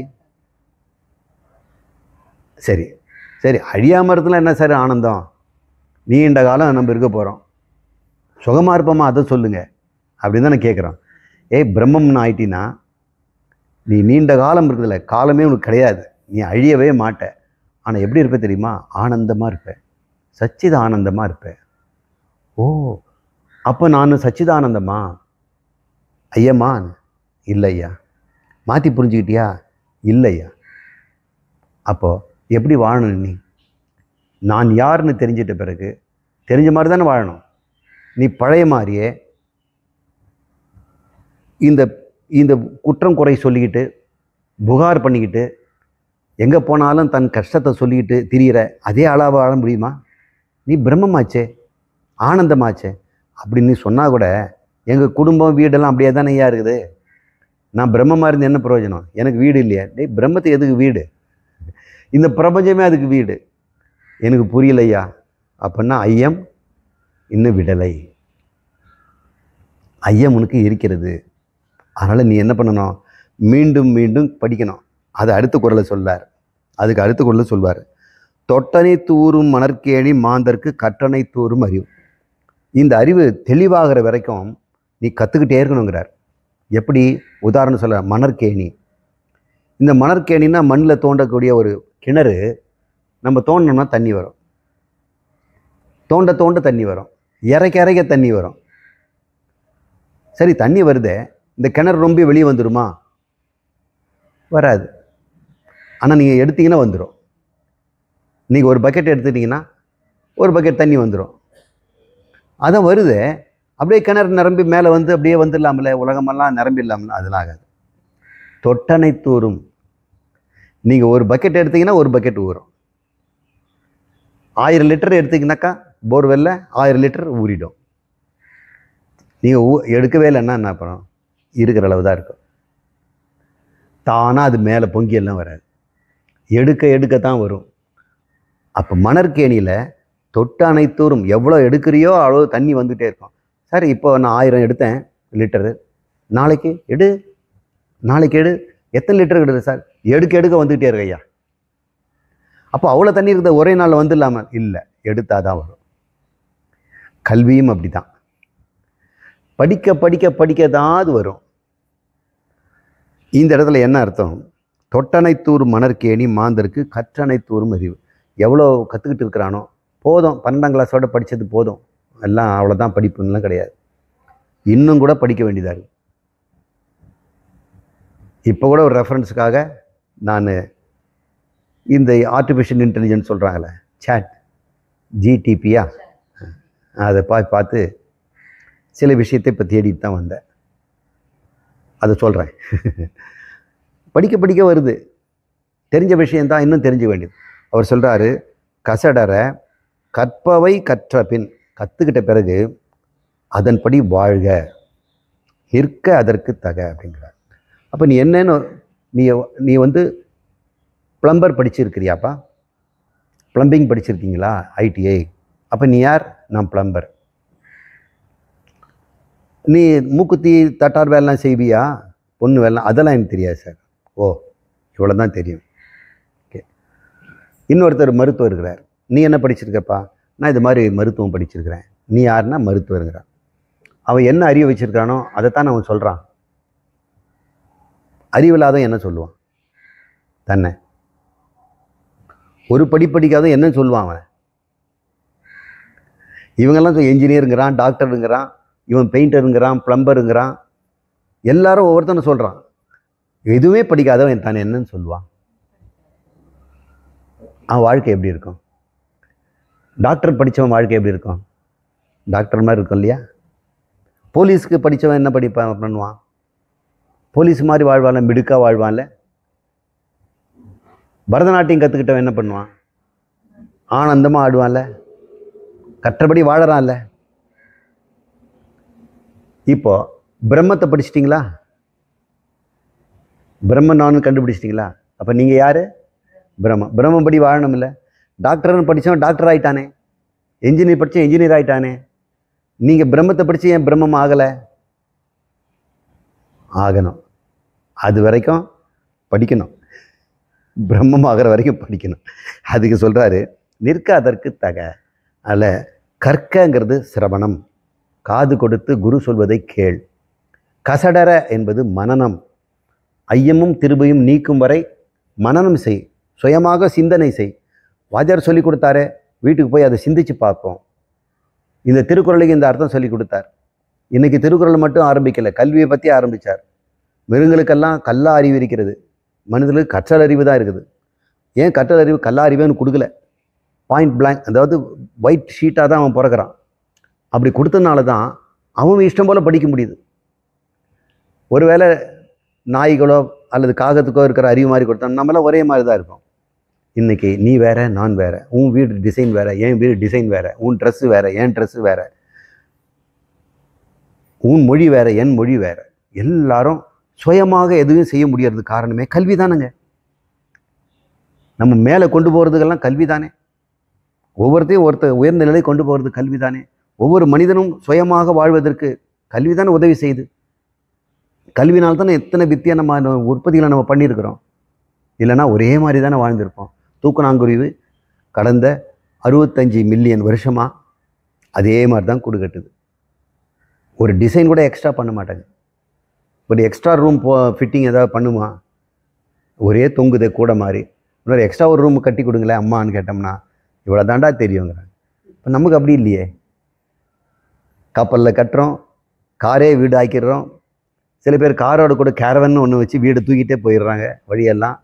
இதெல்லாம் மனிதனுடைய அறிவினால தானே வருது. இப்போ அறிவின்படி நாம் வாழணும். ஐயம் திரிவர கற்றுக்கணும். கற்றல்ன்றது சிரவணம், ஐயம் திரும்பி நீக்கிக் கொள்வது மனனம். சுயமாக சிந்தித்து அதை ஐயம் திரும்பி நாம் போக்கிக்கணும் குருவுடைய துணையோட. அதுக்கப்புறம் அதன்படி வாழணும். அது பேர் நிதித்தியாசனம். சிரவண மதன நிதித்தியாசனம் என்பது ஞான சாதனம்னு சொல்கிறாங்க. உபனிஷத்து அதை சொல்லுது. அதைத்தான் உபனிஷத்தில் ஆத்மாரே திருஷ்டவக ஸ்ரோத்தவியக மந்தவியக நிதித்தியாசித்தவியக அப்படின்னு உபனிஷத் சொல்லுது. கற்க வேண்டும், கசடர கற்க வேண்டும், கற்றபடி வாழ வேண்டும் அப்படின்னு உபநிஷத்திலே சொல்லியிருக்கு, திருக்குறளில் அதை சொல்கிறார். அதனால தான் நான் சொல்கிறேன், இது பரவித்யாவுக்காக சொல்லப்பட்டது, அபரவித்யாவுக்கும் பயன்படுத்திக்கலாம். நாம் அபரவித்யாவிலையும் நாம் என்ன பண்ணுறோம், டாக்டர் படித்தா டாக்டர் மாதிரி வாழலாம், இன்ஜினியர் படித்து என்ஜினியராக வாழலாம். ஆனால் பிரம்மத்தை படித்தவன் பிரம்மமாக வாழணும்னா அவனுக்கும் அது மாதிரி வாழ்கின்ற முறை இருக்கிறது இல்லையா, அது பேர் நிதித்தியாசனம். அதை தான் அவர் கசடர நிற்க அதற்கு தக, அதே போல் வாழ்ந்து கொண்டிரு, அதில் நில் என்று சொல்கிறார். அது பேர் திஷ்டதி, அவ்வாறு நின்று கொண்டிரு. பிரதிஷ்டதி, அவ்வாறு நில்லு, பிரதிஷ்டையாகு, இருந்து கொள். ஸ்தித பிரஜ்ஞக, ஸ்திதி, அதிலேயே ஸ்திதியில் இரு, அந்த ஞானத்திலேயே இரு, பிரம்மமென்றே வாழ். சாதாரண அழிந்து போகின்ற மனிதன் மாதிரியும் துன்பத்தில் வாடுவனா வாழாதே, ஆனந்தமாக சந்தோஷமாக விடுதலை பெற்றவனாக இந்த சரீரத்திலே வாழ்ந்து கொண்டிரு அப்படின்னு நம்ம சொல்கிறோம் இல்லையா, அது பேர் நிதித்தியாசனம். தொட்டனை தூரும் பார்த்துட்டோம். இன்னொன்று சொல்கிறாரு, எண்ணென்ப ஏனை எழுத்தென்ப இவ்விரண்டும் கண் என்ப வாழும் உயிர்க்கு. இங்கே வாழும் உயிருக்கு மனிதர் எடுத்துக்கோ. தொடக்கத்தில் நான் சொன்ன மாதிரி நம்ம கல்வியில் எழுத்து கல்வியும் இருக்குது, எண் கல்வியும் இருக்குது. எண்கள் என்பது 1 2 3 4 5 6, 1 2 3 4, 1 2 3 4, ஏகம் த்விதம் திரியம், இப்படி படிக்கிறோம். இந்த எண்களை வச்சுக்கிட்டு அதுக்கு ஒரு குறியீடு இருக்குது, கூட்டல், கழித்தல், வகுத்தல், பெருத்தல், இது தானே. இந்த வகுத்தலை வகுத்துக்கிட்டே போனோம்னா அது ஸ்கொயர் ரூட்டுங்கிறோம், பெருகிட்டே போனால் ஸ்கொயருங்கிறோம். அதுக்கப்புறம் அதை பெருக்கிறதுக்கு ப்ராக்கெட்டு, அதுக்கப்புறம் டபுள் ப்ராக்கெட்டு, இப்படியெல்லாம் குறியீடுகளெல்லாம் வச்சுக்கிட்டு என்னென்ன ஒன்றரை பண்ணுறாங்க. நம்முடைய செல்ஃபோனில் உங்கள் லொக்கேஷன் அனுப்புங்க சார் அப்படின்னு சொல்கிறாங்க. டக்குன்னு நம்ம லொக்கேஷன் நம்ம அனுப்பிச்சிட்டோம், அவங்க அங்கேருந்து பார்க்குறாங்க, இந்த ரூட் எங்கடி போகிறோம், எங்கே போகலாம், வீடு சேர்ந்தாச்சுன்னு சொல்கிறாங்க. அது எப்படி? ஆரம்ப காலத்தில் ட்ரிக்னாமெண்ட்ரி அப்படின்னு ஒரு மேத்தமேட்டிக்ஸ் இருந்தது. தமிழில் அது திரிகோணமிதி அப்படின்பாங்க. 3 கோணங்கள், முக்கோணத்தில் கோணத்தில் ஒரு ஒரு ஒரு கோணத்தினுடைய அளவு, அந்த ஆங்கிள் கொடுத்துட்டு ஒரு கோட்டினுடைய நீளத்தை கொடுத்துட்டோம்னா மீதி 2ஐயும் கண்டுபிடிச்சிடலாம். அது எப்படி? 2 கொடுத்தோம்னா 1 கண்டுபிடிக்கலாம். ஒரு கோடு அதனுடைய கோணம் கொடுத்துட்டோம்னா 3ஐயும் கண்டுபிடிச்சிடலாம். இந்த அடிப்படையான ட்ரிக்னாமெண்ட்ரியை பயன்படுத்தி 3 சேட்டலைட்டு வானத்தில் இருந்துக்கிட்டு 3மே உன்னுடைய பொசிஷனை மெஷர் பண்ணுது. ஒரே டைமில் உங்கள் செல்ஃபோன்லேருந்து போகிற சிக்னலை 3 சேட்டலைட்டு, பக்கம் பக்கமாக இருக்கிற 3 சேட்டலைட்டு அழகுது. உனக்கும் செல்ஃபோனுக்கும், நீ வச்சிருக்கிற செல்ஃபோனுக்கும் அந்த சேட்டலைட்டுக்கும் ஒரு தூரம் இருக்குது இல்லையா, அதை அழகுது. அது அளந்து பார்த்துட்டு அவங்கள கன்சல்ட் பண்ணுறாங்க, உங்ககிட்டேருந்து எவ்வளோ தூரம், உங்ககிட்டேருந்து எவ்வளோ தூரம், உங்ககிட்டேருந்து எவ்வளோ தூரம். 3 பேர் தூரத்தை பயன்படுத்தோம்னா ஒரு முக்கோணம் உண்டாயிடும். அப்போ அந்த முக்கோணத்தில் இது எங்கேன்னு கண்டுபிடிச்சிடலாம். அவங்க 3 பேர் சேர்த்து இந்த இடம் எவ்வளோங்கன்னு கண்டுபிடிச்சி இந்த ஜியாகிரஃபியில் நம்ம எங்கே இருக்கலான்னு கண்டுபிடிச்சிடறாங்க. இது மேத்தமெட்டிக்ஸ் தானே. எவ்வளோ கணக்கு போடணும். அது அந்த கணக்கு மட்டும் இல்லைன்னா செல்ஃபோன் வேலை செய்யுமா? இன்றைக்கி எல்லாருடைய குழப்பம் ஜிபிஎஸ்சில் தானே இருக்குது. சில பேர் மெஷர் பண்ணுறது கூட ஸ்கேல் எடுக்கிறது இல்லை, செல்ஃபோனை ஜிபிஎஸ் இங்கே ஒரு புள்ளி வச்சுக்கிறாங்க, அங்கே போய் பார்க்குறாங்க, நடுவில் அதுவே மெஷர் பண்ணி சொல்லுது, அக்யூரேட்டாக சொல்லுது, சென்டிமீட்டர் கணக்கில் சொல்லுது. லேசர் லைட்டை வச்சு கூட மெஷர் பண்ணுவாங்க. இப்போ ஜிபிஎஸ் வச்சு மெஷர் பண்ணுறாங்க. உங்களுக்கு எவ்வளோ தூரம் ஜிபிஎஸ் சொல்லிடும், எத்தனை கிலோமீட்டர், எத்தனை மில்லிமீட்டர், அத்தனையும் சொல்லுதுங்க. எண் என்பது ரொம்ப ரொம்ப முக்கியம். மனிதன் இந்த எண்களை வச்சுட்டு என்ன வேணால் விளையாட்டு விளையாடுறான். அவனுடைய அறிவுக்கு அளவே கிடையாது. இருக்கிறதுலே குயின் ஆஃப் சயின்ஸுன்னு சொல்கிறாங்க மேத்தமெட்டிக்ஸுக்கு. சயின்ஸில் ராணி, அறிவியலில் ராணி எதுன்னா மேத்தமெட்டிக்ஸ். மேத்தமெட்டிக்ஸை நிறைய பேர் பிடிக்க மாட்டேங்குது. மேத்தமெட்டிக்ஸை ஓரளவுக்கு நல்லா படிச்சிட்டான்னா அறிவியலுக்கு அளவே கிடையாது. இன்றைக்கி கம்ப்யூட்டர் மாடலிங், ஆர்டிஃபிஷியல் இதெல்லாம் மேத்தமெட்டிக்ஸ்லாம் வருது. அப்ளைட் மேத்தமெட்டிக்ஸ் படித்தவங்க தான் கம்ப்யூட்டர் சயின்ஸுக்கு போனாங்க. மாஸ்டர் ஆஃப் கம்ப்யூட்டர் அப்ளிகேஷன் அப்படின்னு படித்தாங்க. அவங்க மேத்தமெட்டிஷியன் தான். எம்ஏ மேத்தமெட்டிக்ஸ், அவங்களுக்கு எம்ஏன்னு தான் சொன்னோம், எம்எஸ்சி கூட சொல்லலை. அப்புறம் தான் அவங்க எம்எஸ்சி ஆனாங்க. சைக்காலஜி எம்எஸ்சியாக மாற்றணும், எம்ஏங்கிறதெல்லாம். நாங்களும் சயின்ஸ் ஆகிட்டோம், இன்னும் நீங்கள் ஆர்ட்ஸில் கொண்டு போய் போடுறீங்களே அப்படின்னு சயின்ஸ் பண்ணிட்டோம். எம்எஸ்சி மேத்தமெட்டிக்ஸ் இப்போ பாருங்கள், இந்த எண் என்பது ஒரு கண், எழுத்து என்பது இன்னொரு கண். இந்த ஏபிசிடி வச்சு தான் இத்தனை இலக்கியங்களும் நம்ம படிக்கிறோம், இத்தனை ரிசர்ச் பேப்பர்ஸும் பப்ளிஷ் பண்ணுறோம், எவ்வளோ தகவல்களை நம்ம புத்தகத்தில் மொழியில் தான் பேசுகிறோம். நான் பேசுகிற எல்லாமே எழுத்துக்கள் சவுண்டு தான் வருது. இந்த எழுத்து ஒரு கண்ணுன்னா எண் ஒரு கண்ணு அப்படின்னு சொல்கிறார். ஒண்டர்ஃபுல். ஒரு மேத்தமெட்டிஷியன் ஆரியபட்டா, ஆர்கிமிடிஸ் எல்லாம் கிட்டத்தட்ட ஒரு காலத்தில் வாழ்ந்தவங்க, கிறித்துக்கு முன்னாடி வாழ்ந்தவங்க. மாதவர், யூக்ளிட், இவனுங்க யார் கண்டுபிடிச்சாங்கன்னு எனக்கு தெரியல. பாபிலோனியாவில் கண்டுபிடிச்சிருக்காங்க, பாரத நாட்டில் கண்டுபிடிச்சிருக்காங்க. பைங்கிற வேல்யூ, பை தெரியுமில்ல உங்களுக்கு, மேலே ஒரு கோடு போட்டு 2 கால் போட்டிருப்பாங்க. துணி பை இல்லை, பை, பிஐ. அது அது ரோமன் லெட்டரில் வருது. அந்த பையனுடைய வேல்யூ என்ன அப்படின்னா 22 கீழே 7. இந்த 22 கீழே 7 போட்டோம்னா என்ன வரும்? 3.14. அதுக்கப்புறம் நம்பர்லாம் வரும். இந்த 3.14 இப்படிங்கிற நம்பரை பயன்படுத்தி என்ன வேணால் பண்ணலாம். இது ரொம்ப ரொம்ப முக்கியம். இது மட்டும் இல்லைன்னா இன்றைக்கி சேட்டலைட் கூட வானத்தில் பறக்காது. எல்லா மூமெண்ட்லேயும் இந்த நம்பர் இருக்குது. இந்த நம்பர் இல்லாமல் எதுவும் கண்டுபிடிக்க முடியாது. எல்லாமே வட்டமான ட்ராஜெக்டரி தான் போயிட்டுருக்குது. இந்த பிரபஞ்சமே வட்டத்தில் தான் சுற்றுது. இந்த வட்டம் பூஜ்யம்னு பேர். ஏன் பூஜ்யம்? பூஜ்யம்னா என்ன ஒரு அர்த்தம் இருக்குது, பூஜிக்க தகுந்தது, வணங்க தகுந்ததுன்னு அர்த்தம். பூஜ்ய ஸ்ரீ அப்படின்லாம் சொல்கிறாங்கல்ல. இப்போ பூஜ்யத்தையும் வணங்குறோம். என்ன, கடவுள் மட்டும்தான் அளவற்றவர், அவர் தானே அளவற்றவர். அப்போ அளவற்றது இன்னொன்று இருக்குதான், வட்டம். ஏன் அளவற்றதுன்னா அந்த வட்டத்துக்கு ஒரு வேல்யூ இருக்குது இல்லையா, அதுதான் பை. ஆரத்தை சுற்றளவால் வகுக்கணும். வகுத்தோம்னா ஒரு நம்பர் வரும், 3.14. அதுக்கப்புறம் வர நம்பரெல்லாம் நீங்கள் எவ்வளோ வேணால் போட்டுக்கிட்டே போகலாம். போட போட போட போட முடிவே கிடையாது. முடிவிலின்னு பேர் அதுக்கு. நான் அந்த பிரபஞ்சத்தில் ஒரு முனையிலேருந்து இன்னொரு முனை வரைக்கும் நம்பர் போட சொல்கிறேன், நீ எழுதிட்டே போங்க.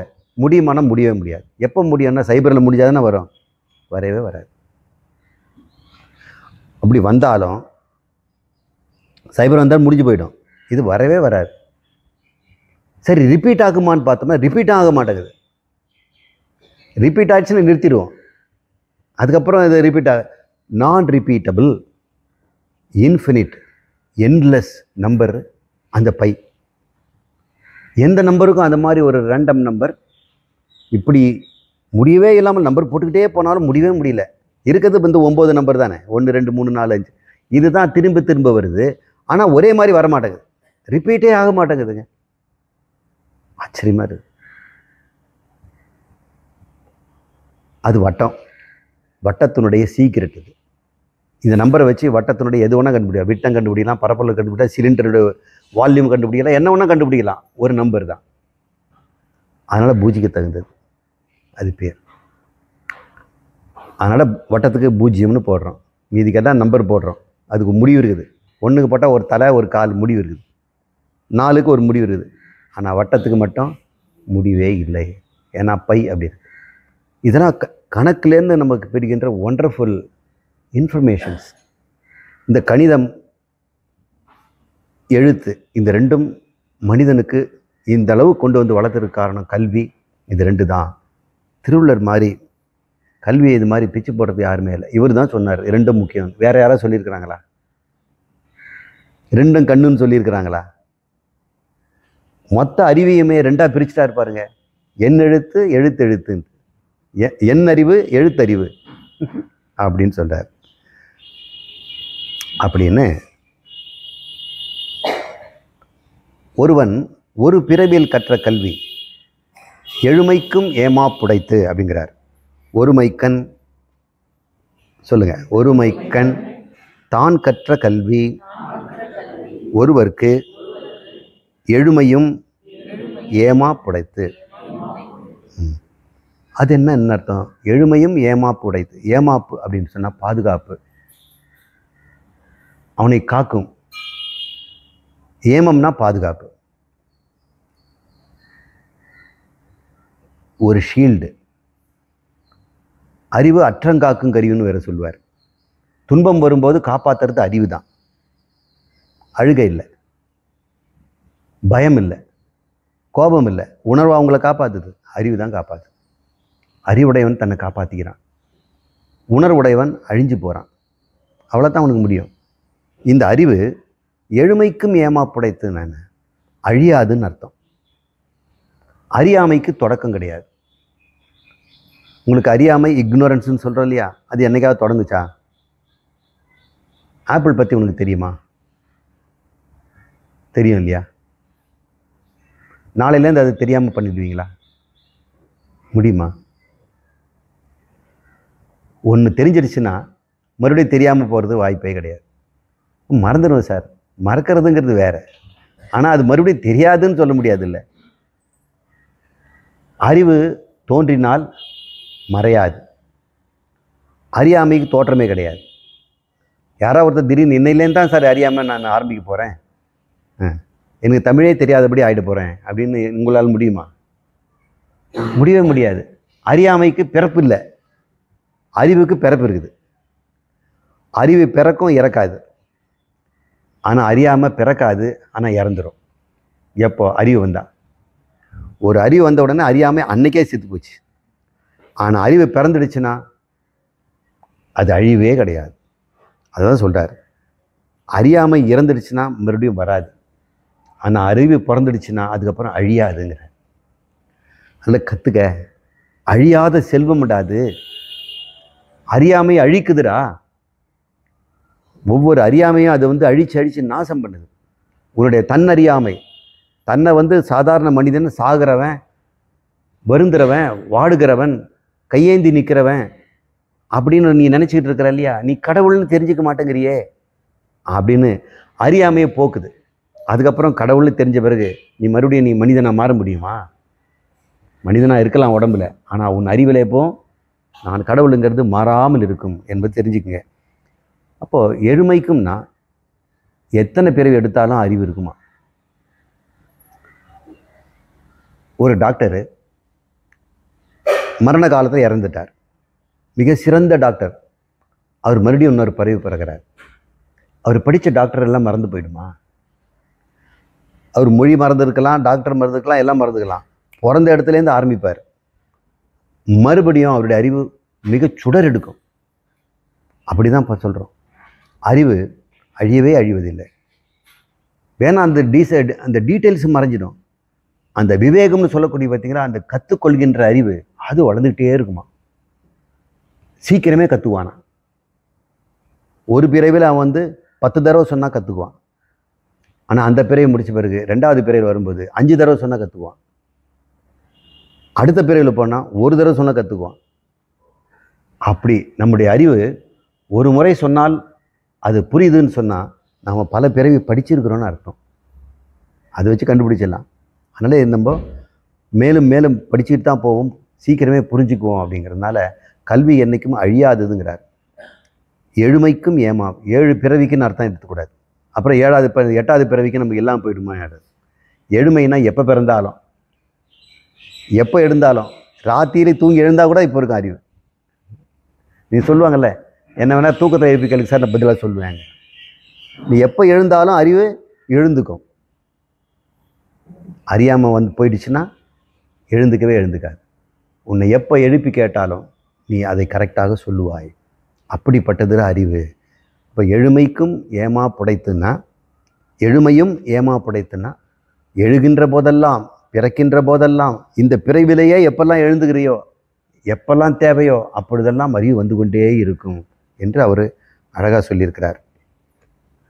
சரி, இது வரைக்கும் கல்வியை பற்றி தெரிஞ்சுக்கிட்டோம். கேள்வியை பற்றி என்ன சொல்கிறாருன்னு பார்ப்போம். இந்த கல்விக்கு என்ன வழி? கல்வின்னு சொல்கிறீங்களே சார், புதுசாக கற்றுக்கணுங்கிறீங்களே, இந்த கற்றல், அறிந்து கொள்ளுதல், அறிவை வளர்த்தலுக்கு என்ன முறைங்கிறார்? காது தாங்கிறார். காதை விட சிறந்த அறிவு கருவி இல்லை.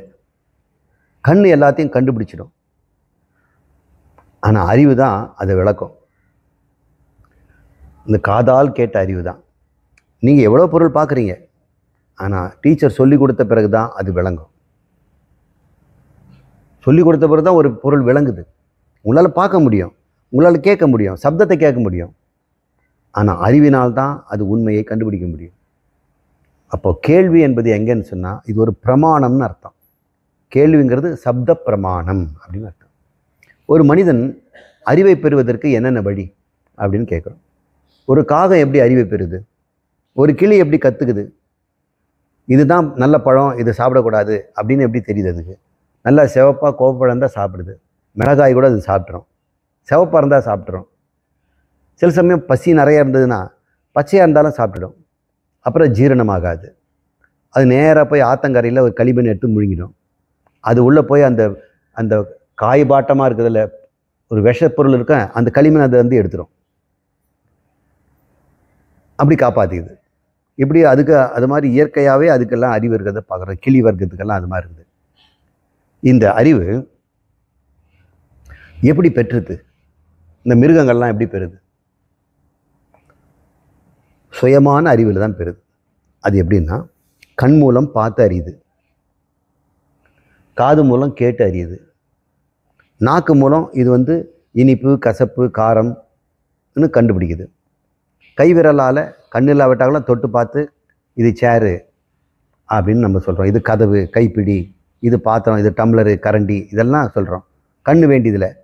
இந்த விரலே போகுது இல்லையா, இது பேர் இது நகைக்கண்ணும்பாங்க. ஏன்னா இது ஒரு கண். இங்கே கண்ணு மாதிரி நகத்தில் ஒரு கண் இருக்குது. இது நகை இருந்ததுனா தான் அப்படி தொட்டு பார்ப்போம். ரூபா நோட்டு கொடுத்தா கூட 500 1000 அது அவங்களுக்கு அங்கே மேடாக வச்சுருக்கிறாங்க. அது தொட்டு பார்த்து கண் தெரியாதவங்க கூட அது கரெக்டாக சொல்லிடுறாங்க. சார் 10 ரூபாய் சார், 50 ரூபாய் இல்லை அப்படின்னு சொல்கிறான். 20 ரூபாய்க்கும் வித்தியாசம் தெரியுது அவனுக்கு. அதுக்கேற்ற மாதிரி பிரிண்டிங் அந்த மாதிரி மேடு பண்ணியிருக்கிறாங்க அவங்க தொட்டு உணர். இப்போ அறிவு என்பது நமக்கு 5 புலன்கள் மூலம் தானே கிடைக்குது. இதில் எவ்வளோ கிடைக்கும் உனக்கு அறிவு? ஒருத்தன் எவ்வளவு தான் கண்டாலும் எல்லா மனுஷனுக்கு கொடுத்த 5 அறிவு, இந்த 5 அறிவு மூலம் எவ்வளோ கிடைக்கும்? மிருகத்துக்கு என்ன கிடைக்குமோ அதான் கிடைக்கும். ஆனால் 6வது அறிவு, கேட்கின்ற அறிவு, இதுதானே மனுஷனை இந்த அளவு கொண்டு வந்துருக்குது. இந்த 5 அறிவோடு வாழ்ந்தோம்னா மிருகத்துக்கு நமக்கு வித்தியாசமே இல்லை. ஆனால் காது மூலம் பள்ளிக்கூடத்தில் கேட்கறதுனால தானே, கேட்டலால் தானே. ஏன் சார் கேட்காம புத்தகத்தில் படித்து கூட வச்சுக்கலாம். ஓகே, நீ ஃபஸ்ட் ஸ்டாண்டர்டில் போகிற, புத்தகம் கொடுத்துட்டாங்க, நீ படிச்சிடுவியா? டீச்சர் தான் ஏ ஃபார் ஆப்பிள், ஆ என்றால் அம்மா அப்படின்னு அவங்க ஆரம்பிக்கிறாங்க. காது வழியாக தான் நீ கற்றுக்கிறீங்க. புத்தகம் கொடுங்க சார், நான் கற்றுக்கிறேன். அன்னைக்கு சுவாமி அம்மா சொன்னாங்க, நீங்கள் உபனிஷத்தை கொடுங்க சார், நான் படித்து ஞானி ஆயிடுறேன் அப்படின்றேன். அது எப்படியா முடியும்? அது எப்படி? இது கண்ணில் இருக்கிற பிறையை எடுத்தாக்கா கண் தெரியும். 2 தெரியுது கண்ணில் பிறை இருந்தால். பிறை எடுத்துட்டோம்னா 2 இருந்து 1 இருக்குது சார். அது எப்போ 1 தான்டா, நீ 2 பார்த்துட்டு இருந்த. உன் பார்வையை மறைக்குது 1. அந்த பார்வை மறைக்கின்ற அந்த வெண்படலத்தை எடுக்கிறதுக்கு ஒரு குச்சி தான் அந்த காலத்தை பயன்படுத்துவாங்க. சிலாக் அப்படின்னு சொல்லுவாங்க. அதை பயன்படுத்தி எடுப்பாங்க. இவன் என்ன சொல்கிறான், அது கொடுங்க நான் எடுத்துக்கிறேன் சார். எனக்கு எதுக்கு டாக்டரு அப்படின்னு முடியுமா? உங்கள் பிறையை நீங்களே எடுத்துக்குவீங்களா? முடியாது.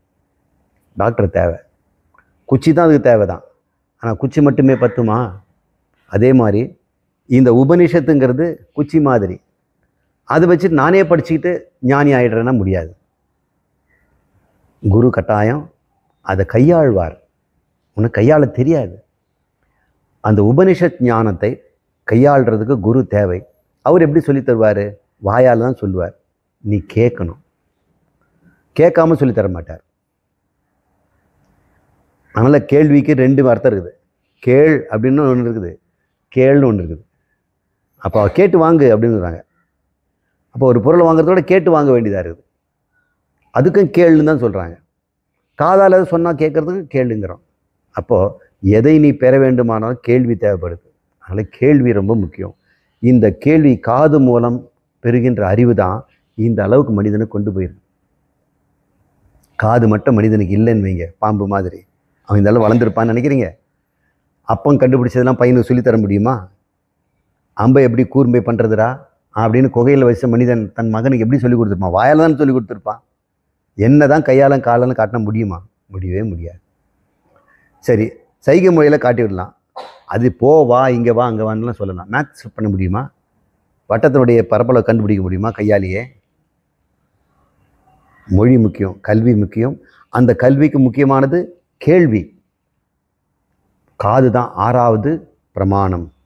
மீதி 5 பிரமாணம்னு சொல்லக்கூடிய புலனில் கிடைக்கிற பிரத்யட்ச பிரமாணமோ, அனுமான பிரமாணமோ, அர்த்தாபத்தி பிரமாணமோ, அனுபலப்தி பிரமாணமோ, உதாரண பிரமாணமோ, இந்த 5ம் பஞ்ச பிரமாணங்கள் சொல்கிறாங்க. இதெல்லாம் எல்லாராலும் கண்டுபிடிச்சதெல்லாம் கண்டுபிடிச்சது தான். ஆனால் நீ பிரம்மம் என்று கண்ணை கண்டுபிடிக்கணும்னு சொன்னால் அது உன்னுடைய பஞ்ச பிரமாணங்கள் காட்டாது. உன்னுடைய பஞ்ச பிரமாணங்கள் என்ன காட்டும்? நீ வேறு, மனிதன் வேறு இல்லை, ஜீவ வேற்றுமை. ஜீவனுக்கும் உலகத்துக்கும் வேற்றுமை, ஜீவ ஜட வேற்றுமை. ஜடத்துக்கு வேற்றுமை. இதுவும் ஜடம்தான், இதுவும் ஜடம்தான். இதுக்கு வேற்றுமை இருக்குது. ஜட வேற்றுமை. ஈஸ்வர ஜட வேற்றுமை, ஈஸ்வர ஜீவ வேற்றுமை. இப்படி 5 வேற்றுமை இருக்குது. ஜீவ வேற்றுமை, ஜீவ ஜட வேற்றுமை, ஜட வேற்றுமை, ஜீவ ஈஸ்வர வேற்றுமை, ஈஸ்வர ஜட வேற்றுமை. இப்படி 5 வேற்றுமைகளை உன்னுடைய பஞ்ச பிரமாணங்கள் காட்டிக்கிட்டே இருக்கும். ஆனால் வேற்றுமையே கிடையாது, இருக்குது ஒன்று தாங்கிறத நீ எப்படி உன்னுடைய பஞ்ச பிரமாணத்தில் கண்டுபிடிப்ப?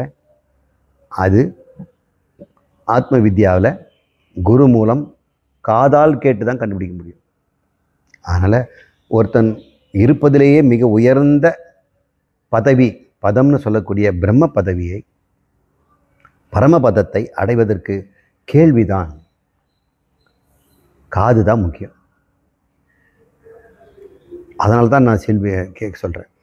எனவே எவ்வளோ செல்வம் ஒருத்தனுக்கு இருந்தாலும் மிகப்பெரிய செல்வம் பிரம்மம். அதை நீ அடையணும்னா கேட்டு தான் பெறணும். செல்வத்துட் செல்வம் செவி செல்வம். மற்றவங்களெல்லாம் வேறு மாதிரியெல்லாம் இதுக்கு சொல்லுவாங்க, கேட்டு தெரிஞ்சுக்கிறது. உண்மையிலே இங்கே அவர் சொல்கிற அறிவு பிரம்ம ஞானத்தை தான் சொல்கிறாரு. உண்மையிலே செல்வம் எதுங்க பெருசு? உங்களுக்கு எவ்வளோ 7 லோகத்தையும் கொடுத்துட்டோம்னாக்கா உங்களுக்கு போதுமா? சொர்க்கலோகம் முழுக்க உங்களுக்குன்னு கொடுத்துட்டேன், பூமியை உங்களுக்கு கொடுத்தேன், போதுமா? போதாது. ஆனால் கடவுள் ஆயிட்டினா 7 லோகம் உனக்கு சொந்தம் இல்லையா? நீ தான் சிருஷ்டி பண்ணுவேன். அப்போ அதுக்கு மேலே ஏதாவது கிடைக்குமான்னு கேளு. அதுக்கு மேலே ஒன்றும் கிடையாது. அப்போ இருக்கிறதுலே பெரிய செல்வம் எது? அதுதான் நீ. அதை காட்டி கொடுக்குறவன் குரு. அவன் எப்படி சொல்கிறனா வாயாலாம் சொல்லித்தரான், நீ காதால் கேட்டு தெரிஞ்சுக்கிற. அப்போ இருக்கிறதுலே பெரிய செல்வம் எது? ஆமாம், பிரம்மம்னு கண்டுபிடிக்கிற இந்த ஆத்ம ஞானம்தான். அதனால் ஆத்ம ஞானம்தான் செல்வத்தில் செல்வம். அது செவியால் கெடுக்கின்ற செல்வம். அச்செல்வம் செல்வத்தில் எல்லாம் தலை. இந்த செல்வங்கள்னு சொல்லக்கூடிய 7 லோகங்களில் இருக்கக்கூடிய அத்தனை செல்வத்தையும் அது கடந்ததாகவும் உயர்ந்ததாகவும் உள்ளடக்கியதாகவும் இருக்கின்றது. அந்த செல்வத்தை காதால் தான் பெற முடியும். கற்றிலனாயிலும் கேட்க அகுதொருவருக்கு ஒர்க்கத்தின் ஊற்றாம் துணை அப்படின்னு சொல்கிறார். நீ ஸ்கூலுக்கு போய் படிக்கலையா? நிறைய பேர் ஸ்கூலுக்கு போய் படிக்கலை, எண்ணும் தெரியல, எழுத்தும் தெரியல, ஸ்கூலுக்கு போகலை. ஆனால் கேட்டறிவுன்னு சொல்கிறான். ஒரு சில பேர் 3 வயசுலேருந்தே கர்நாடக இசையை கற்றுக் கொடுத்துட்றாங்க. இந்த சட்ஜமத்துலேருந்து நிஷாதம் வரைக்கும். அப்புறம் ஆரோகணம், அவரோகணம், அப்புறம் தாட்டு வரிசை, ஜண்ட வரிசை, சரளி வரிசை எல்லாம் கற்றுக் கொடுக்குறாங்க. அதுக்கப்புறம் கீதம் பாட கற்றுக் கொடுக்குறாங்க. அப்புறம் மெல்ல மெல்ல கீர்த்தனை வரைக்கும் வந்து படித்தான். அப்புறம் ராகங்களை அடையாளம் பண்ணுறான். ஓ, இது கல்யாணி, இது ஆனந்த பைரவி, இது தோடி அப்படின்லாம் சொல்கிறான். எவ்வளோ அறிவுப்பா அப்படின்னு அவனுக்கு டீச்சரை வச்சு கற்றுக்கிட்டான். ஆனால் ஒரு சில பேர் வெறும் ரேடியோவில் பாட்டு கேட்டு, யாரெவ்வளோ பாடுறதெல்லாம் கேட்டு, ஸ்கூலுக்கு போகாமல், டீச்சர்கிட்ட போகாமல் அவங்க என்னென்ன பாடணும் அது வரைக்கும் பாடுறாங்க. அப்படி பாடுறவங்கள பார்த்துருக்குல்ல. இந்த சூப்பர் சிங்கர் ஜூனியர் அல்ல சீனியரில் பார்க்கும்பொழுது எங்கேயோ காட்டில் வேலை செய்த ஒருத்தர், விறகு வெட்டி பிழைச்சவர், இங்கே வந்து டிஎம்எஸ் மாதிரி பாடிட்டு இருக்கிறார். அவருக்கு இப்போ உலகமெல்லாம் புகழாரு. எப்படிங்க நீ கற்றுக்கிட்டீங்கன்னா? கற்றிலன் ஆயினும் கேட்க. கேட்டு கேட்டு தெரிஞ்சுக்கலாம். ஒருத்தன் கேட்டு தெரிஞ்சு தான் பெரியவனாக ஆகிறான். கற்றவன் வெறும் ஒரு அளவு தான் அவனுக்கு கிடைக்கிது, ஏட்டு சுரக்காயாக இருக்கிறான். கேட்டு தெரிஞ்சுக்கிட்டவன் எனக்கு என்ன வேணுமோ அதை கேட்டு தெரிஞ்சுக்கிறான். உங்களுக்கு என்ன வேணும்னு கேட்டால் அவங்களுக்கு சொல்லித்தராங்க, அவங்க சொல்லித்தரணும், நீ படித்தாகணும். ஆனால் எனக்கு என்ன வேணுமோ அதை கேட்டு தெரிஞ்சுக்கிட்டேன்னா அது எப்படி இருக்கும்? அந்த கல்வி எப்படிப்பட்டதாக இருக்கும்? அது எப்படி வசதியாக இருக்குல்ல? நாமெல்லாம் வேறு விதியெல்லாம் இந்த காலேஜில் போய் என்ன கொடுக்குறாங்களா, இந்த கோர்ஸ் கொடுத்துருக்குறாங்க, இந்த மார்க் இதான் கிடைக்கும். ஆனால் நான் கற்றுக்க விரும்புறது மெடிசின். ஆனால் எனக்கு கிடைச்சது பாட்டனி. என்ன மெடிசின் படிக்க முடியாதுன்னு யாரும் சொல்லலையே, நான் கேட்டு தெரிஞ்சுக்கிட்டேன் அப்படின்னு சொல்லலாம்ல. யார் வேணாலும் எதையும் கேட்டு தெரிஞ்சுக்கலாம். கற்றிலனாயிலும் கேட்க. கேட்டு தெரிந்து கொண்டால் அளவே கிடையாது உனக்கு. கற்பதுக்கு அளவு இருக்குது, புஸ்தகம் அளவு இருக்குது, வயசு அளவு இருக்குது, காலேஜ் அளவு இருக்குது, ஃபீஸ் கணக்கு அளவு இருக்குது, எல்லாமே அளவு. ஆனால் நான் கேட்டு தெரிஞ்சுக்குவேன்னு உனக்கு கொடுத்துட்டான், என்ன அளவு இருக்குதுயா? சொல்லித்தர வந்தால் ஆட்கள் இருக்கிறாங்க இல்லையா? அதனால் கற்றிலனாயினும் கேட்க அஃதொருவருக்கு ஒர்க்கத்தின் ஊற்றாம் துணையும். எப்பொழுதெல்லாம் வாழ்க்கையில் தளர்ச்சி ஏற்படுகிறதோ, தோய்வு ஏற்படுகிறதோ, ஒரு வருத்தம் ஏற்படுகிறதோ, அப்போல்லாம் இந்த சான்றோருடைய கேள்விகள் அவரை போய் கேட்டோம்னா உடனடியாக நம்ம வாழ்க்கையை மாற்றி கொடுத்துறாராம். அது உற்ற துணைங்கிறார். ஊற்றாம் துணை. ஊற்றாம் துணைனா உற்ற துணை மட்டும் இல்லை, ஊற்று. தோண்ட தோண்ட கேட்க கேட்க கிடைக்குமா? அப்போ சான்றோரை நீ சென்று கேட்க கேட்க உன்னுடைய சோர்வு போயிடும், உன்னுடைய ஏழ்மை போயிடும், உன்னுடைய வறுமை போயிடும், உன்னுடைய கிட்ட இருக்கிற சோம்பல் போயிடும், அனைத்து துயரங்களும் போயிடும். அதனால் கேட்கறதுக்கு மட்டும் எப்போ காது ரெடியாக வச்சுக்கிட்டது. காதுக்கு பின்னாடி நீ இருக்கணும். காது மட்டும் பெருசாக வச்சுட்டு பிரயோஜனம் இல்லை. காதுக்கு பின்னாடி நீ கவனமாக இருக்கணும். நீ காதை இங்கே திறந்து வச்சுக்கிட்டு வாய் வழியாக நீ இங்கே வாயில் கவனமாக இருந்தீங்கன்னா என்னங்க, வாயில் போகிற கடலை மென்னுக்கிட்டு இருப்பேன். காதில் போகிறதால இந்த போய் இந்த கதை போயிடும். நீ முதல்ல கேட்பவனாக இரு என்றார். அதனால் கேட்பினும் கேளாத்தகையவே கேள்வியால் தோற்கப்படாத செவி. ஆமாம், நிறைய பேர் அவங்க கேட்காமலே சொல்லி கொடுத்துட்றாங்க. போய் எங்கேயாவது சிக்கிடுறோம், உட்கார்ந்த உடனே நம்ம காதில் விழுந்துடுது. அவன் கேட்டுட்டான், அவன் சொன்னதெல்லாம் கேட்டுக்கிட்டான். அவன் கேட்டானா? அது என்ன சார், அவன் தானே கேட்டான் அப்படின்னு. அவன் காதால் கேட்டான், வாயால் கேட்டானாங்கிறார். வாயால் நீ கேள்வி கேளு. கேட்பினும் கேளாதவே. நீ வாயால் கேட்காமல் காதில் விழுந்ததை மட்டும் நீ தெரிஞ்சு வச்சுட்டு இருந்தீன்னா அது கேட்டதுக்கு சமம் இல்லைங்கிறார். அப்போ எப்படி தான்னா நீ கேட்டு பெறணும். வாயால் கேட்டு குரு சொல்லி காதில் போனாதான் உண்மையில் காதுக்குள்ளே போச்சுன்னு அர்த்தம். அதனால தான் சொல்கிறாரு வேதகேது, நீ நிறைய படித்தவனாக இருக்கிற. அவங்க அப்பா சொல்கிறாரு உத்தாலகர், உங்கள் குரு சொல்லி கொடுத்தாலும் அப்படியே ஒப்பிக்கிறடா. ஆனால் ஒரு உண்மை தெரியலையே உனக்கு. ஒரு உண்மை இருக்குடா, அதை அறிந்து கொண்டால் இத்தனை புத்தகம் படித்ததில் வேஸ்ட். அது ஒன்று போதும். உலகத்தில் இருக்க அத்தனையும் அறிந்தது போல் ஆகும். அறிவுன்னு எதெல்லாம் இருக்குதோ அதுக்கெல்லாம் அதில் அறிந்துடலாம். அந்த அறிவு நீ உங்கள் மாஸ்டர்கிட்ட கேட்டியான்னு தான் கேட்குறார். நீ கேட்டியான்னு கேட்குறார். எங்கள் சிலபஸ்லாம் அதெல்லாம் இல்லை, அவர் அதெல்லாம் சொல்லிக் கொடுக்கல, அப்படி ஒரு அறிவும் கிடையாது அப்படிங்கிறான். அப்படி இல்லைப்பா, உங்கள் வாத்தியாருக்கு தெரியலன்னுலாம் சொல்லாத. இந்த கல்வியை மட்டும் கேட்டு தான் பெறணும். அப்போ உபனிஷத் ஞானமும் அல்லது ஆத்ம ஞானமும் குருவிடம் கேட்டு தான் பெறணும். இப்போ கேட்காமலே யூடியூப் மூலம் போகுது. இருந்தாலும் அவங்க மனசெல்லாம் துடிக்குது. ஐயோ, குருவிடம் நான் கேட்கணுமே. அவர் குரல் தான் கேட்குது, அவர் யூடியூப்பில் ஸ்க்ரீனில் தான் பேசுகிறாரு. ஆனால் என்கிட்ட பேசின மாதிரி தெரியலையே. எல்லாருக்கும் பேசுறது என் காதில் விழுந்த மாதிரி தான் இருக்குது. எனக்காக பேசினாரா, என்னை கூப்பிட்டு பேசினாரா அப்படின்னும் போது தான் ஞானம் வருது. அப்போது எத்தனையோ பேர்களுக்கு வாய்ப்பு கிடைக்கல, ஆனால் அவங்க மனசெல்லாம் துடிக்குது. என் குருநாதரன் போய் ஒரு வார்த்தை அவர் என்னை பார்த்து பேசிட்டார்னா போதுமே, நீதான் பிரம்மம்னு அவர் சொல்லி நான் கேட்டோம்னா அதுதான் உண்மையான ஞானமாகுது.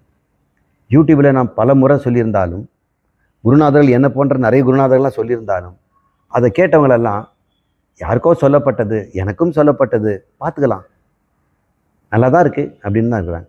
ஆனால் அவனை பிடிச்சி உட்கார வச்சு, குருவே அப்படி சொன்னது உண்மையா அப்படின்னு கேட்கணும். அப்போ நான் சொல்லிக் கொடுப்பேன் பாருங்கள், அந்த கல்வி தான் உண்மையான உங்கள் காதுக்கு அப்போ தான் குத்தப்பட்டது. மீதி உங்களுக்கு காதெல்லாம் குத்திருக்கலாம். இது தோற்கப்படாத செவி. காது குத்தி இருந்தாலும் காது குத்தலைங்கிறார். இது காது குத்திடுறோம்ல, அதுக்கு என்ன அர்த்தம்னா காயத்ரி மந்திரத்தை காதில் கேட்டுக்க. பூநூல் போடுற மாதிரி காதுக்கும் நம்ம குத்துறோம். இது எதுக்கு எல்லாருக்கும் குத்துறாங்க? ஒருவேளை காது குத்தாமல் இறந்து போனால் அந்த பணத்துக்காவது ஒரு நெல்லில் காது குத்திட்டு தான் புதைக்கிறாங்க. அப்படின்னா என்ன? ஒரு ஞானத்தை பெற்றிருக்கணும்னு அர்த்தம். அஞ்ஞானியாக சாகாதடா, குருவிடம் காதில் கேளுங்கிறார். நீ காது குத்தியிருந்தாலும் இந்த ஞானம்ங்கிறது ஒன்றுக்கு காதுக்குள்ளே போகலை இல்லையா, உன் காது வேஸ்ட்டுங்கிறார். தோற்கப்படாத செவிங்கிறார். கம்மல் பெருசாக போட்டிருந்தா கூட தொலை இல்லாத காதுங்கிறார். இவ்வளோ பெரிய தொலை இருக்குது சார், நிறைய வேக்ஸ் எடுக்கிறேன். அது தொலையே இல்லைடா, ஈயம் போட்டு அடைச்சிருக்குது. கேட்பினும் கேளாதையே, உன் காது நல்லா கேட்குற காது, அங்கே சவுண்டு கேட்டால் கூட கேட்குது. அது ஒரு காதா? எங்கே சத்தம் இருந்தாலும் எனக்கு கேட்டுரும் சார். கேட்பினும் கேளாததேங்கிறார். உன் காது நல்லா கேட்குது சத்தத்தை, ஆனாலும் அது கேளாதது. எப்போ? ஆசிரியன் உனக்கு ஞான கல்வியை கொடுத்து நீ கேட்காமல் இருந்தால் அந்த காது வெறும் சப்தம் கேட்கறது தான். அது செல்ஃபோனு கூட இருக்குது, அது கூட மைக்கு வச்சுருக்குறாங்க. அது பவர்ஃபுல் மைக்கு, எங்கே இருந்தாலும் ரெக்கார்ட் பண்ணிடுது. இங்கே கூட மைக் கொடுத்துருக்குறாங்க. இதுக்கும் காது இருக்குது, ஆனால் உள்ள ஆள் இருக்கிறாங்களே கேட்குறதுக்கு. அது மாதிரி மைக் மாதிரி ஒரு காதை வச்சிட்டு இருக்கிற, அது பிரயோஜனம் இல்லைங்கிறார், அது கேட்கலைங்கிறார். இப்போ ரெண்டு அர்த்தம் சொல்கிறார். சப்தம் கேட்கின்ற காது பெற்றிருந்தாலும் அறிவை பெறாத காது காதல்ல. காது உனக்கு குத்தி இருந்து கம்மல் போட்டிருந்தாலும் நீ காது குத்தாதவன் தான். அதனால் சொல்கிறேன், எனக்கு நான் காது குத்துறியா? ஏற்கனவே காது குத்துருக்கேன்னா எனக்கு ஏற்கனவே எங்கள் குருநாதர் சொல்லி கொடுத்துருக்கிறாரு. எனக்கே நீ சொல்லி கொடுக்குறியாங்கிறது நம்ம என்ன சொல்கிறோம்? எனக்கே காது குத்துறியா? காது குத்துதல்னு அர்த்தம் கம்மல் போடுறதில்ல, அறிவை பெறுதல்னு அர்த்தம். நான் ஏற்கனவே அறிந்தவன், என்கிட்டயே வந்து அறிவை கொடுக்காதேன்னு அர்த்தம். அதைத்தான் அவர் சொல்கிறார். நுணங்கிய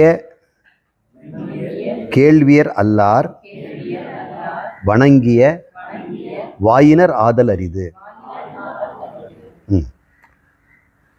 வள வள வளன்னு ஒருத்தன் பேசுகிறான், அவன் பேச்சில் வணக்கமே இல்லை.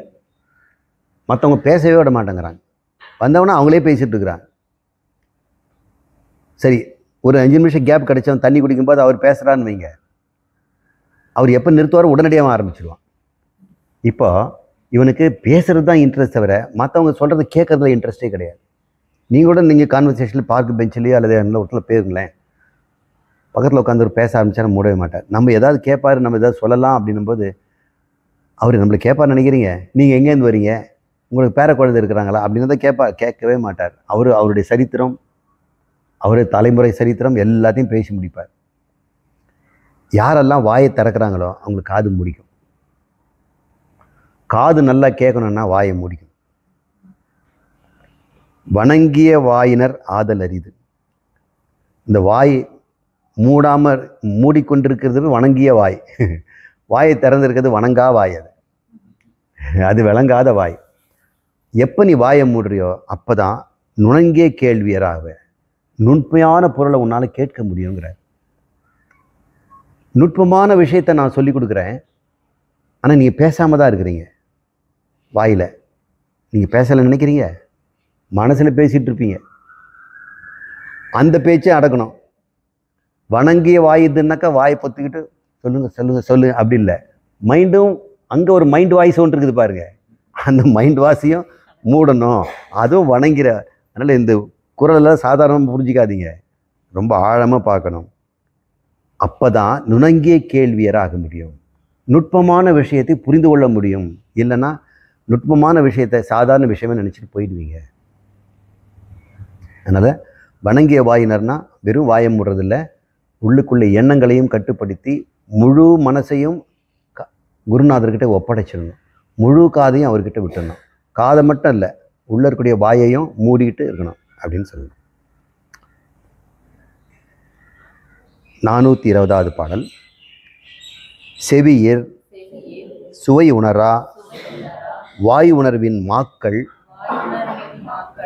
அபியினும் வாழினும் என். அவர் கோவம் வந்து திட்டார். கடைசி பாட்டு நீ செத்து போடாங்கிறார். செவியில் இருக்கக்கூடிய செல்வம், அதில் ஒரு இனிமை, அதில் கிடைக்கிற ஆனந்தம், பரமானந்தம் கேட்க கேட்க திவிட்டாமல் இருக்குது. இந்த கேள்வியில் இருக்கிற சுவையை உணராதவன், வாய் உணர்வின் வாயில் போட்டால் மட்டும் நல்லா இருக்குது டேஸ்ட்டுன்னு சொல்கிறானே, அவன் மாக்கள்ங்கிறார். மக்கள்னா மனிதர்கள், மாக்கள்னா மிருகங்கள்னு அர்த்தம். செவியின் சுவை, இந்த செவி செல்வம்னு சொல்லக்கூடிய செவி உணர்வை அறிய முடியாதவர்கள். ஒரு இசை நடந்ததுன்னா அது காது மூலம் தான். ஒரு மழலை குழந்தை பேசுது, அந்த குழந்தை கேட்கணும், காது வேணும் இல்லை. குழலில் எழுதி யாழினது என்பர் தம் மக்கள் மழை சொல் கேளாதவர்ங்கிறார். அப்போ கேள்வின்னு வந்தாலே இனிமைன்னு இருக்குது, அது பார்க்குறோம். அப்போது காதில் கேட்பதில் ஒரு சுவை இருக்குதுடா. அதனால தான் அத்தனை பேர் வந்து குருநாதர்கிட்டையோ பிரவச்சனம் நடக்கும்போதோ பக்தி சொற்பொழிவெல்லாம் கேட்குறாங்க. சினிமா கூட நிறைய பேர் காதல் தான் கேட்குறாங்க. சைலண்ட் மூவியில் என்ன இருக்குது? சவுண்ட் இருக்கணும் இல்லை, சவுண்ட் எஃபெக்ட் தான் இப்போ சினிமாவே ஆகிப்போச்சு. சவுண்டு மட்டும் எல்லாம் அந்த சினிமா புரியவே புரியாது. சில சவுண்டு தான் நமக்கு புரிய வைக்குது. அந்த சவுண்ட் எஃபெக்ட்டு அது மூலம் சுவை கூடுது. நான் உதாரணத்துக்கு சொல்கிறேன். இந்த செவிச்சுவைங்கிறது தெரியாதவன் தான் வாயில் சுவையக்க பெருமையாக பேசுவான். அந்த ஹோட்டலுக்கு போய் சாப்பிட்லாம், அந்த ஹோட்டலுக்கு போனாலும் இதை மட்டும் வாங்கி சாப்பிடு, அது நல்லாயிருக்கும், இதுக்கு அந்த ஹோட்டலுக்கு போய்க்கலாம் அப்படின்னு. ஏன் இந்த ஹோட்டலில் 5 ஹோட்டலில் 5 பொருள் வாங்குறதுக்கு இப்போ மெத்தட் வந்துருச்சு, ஸ்விக்கிகளை போட்டு. இப்போ வாயில் சுவை உணர்ந்தவங்களுக்கு இப்போ தந்திரம் என்னென்னு தெரியுது. சட்னி ஒரு ஹோட்டலில், இட்லி ஒரு ஹோட்டலில், ஏதாவது ஒரு 1000 ஹோட்டல் பண்ணுறாங்க. எனக்கு சொன்னால் ஒருத்தன், ஒரு ஹோட்டலில் போனால் அவங்க கொடுக்கறது தான் சாப்பிட்ணும், நமக்கு காம்பினேஷன்ஸ் வேணும்னா இப்படி ஆர்டர் பண்ணிக்கலாம் அப்படின்னு சொல்கிறான். அப்போது செபி அவனுக்கு திறந்துருக்குமா நினைக்கிறீங்க? வணங்கிய வாய் இருக்கணும் இல்லை. வாயை மூட முடியாதவன், சுவையை மூடாதவன், அவனுக்கு அவன் அபீனம் என் வாழினும் என். அவன் செத்தா என்ன பிழைச்சா என்னங்கிறார். இதுக்கு மேலே யாராவது திட்ட முடியுமா? அவன் வாழ்ந்து ஒரு பிரயோஜனம் இல்லை, சோத்துக்காகவே பிறந்து வாழ்ந்திருக்கிறான் அப்படின்னு சொல்கிறார்.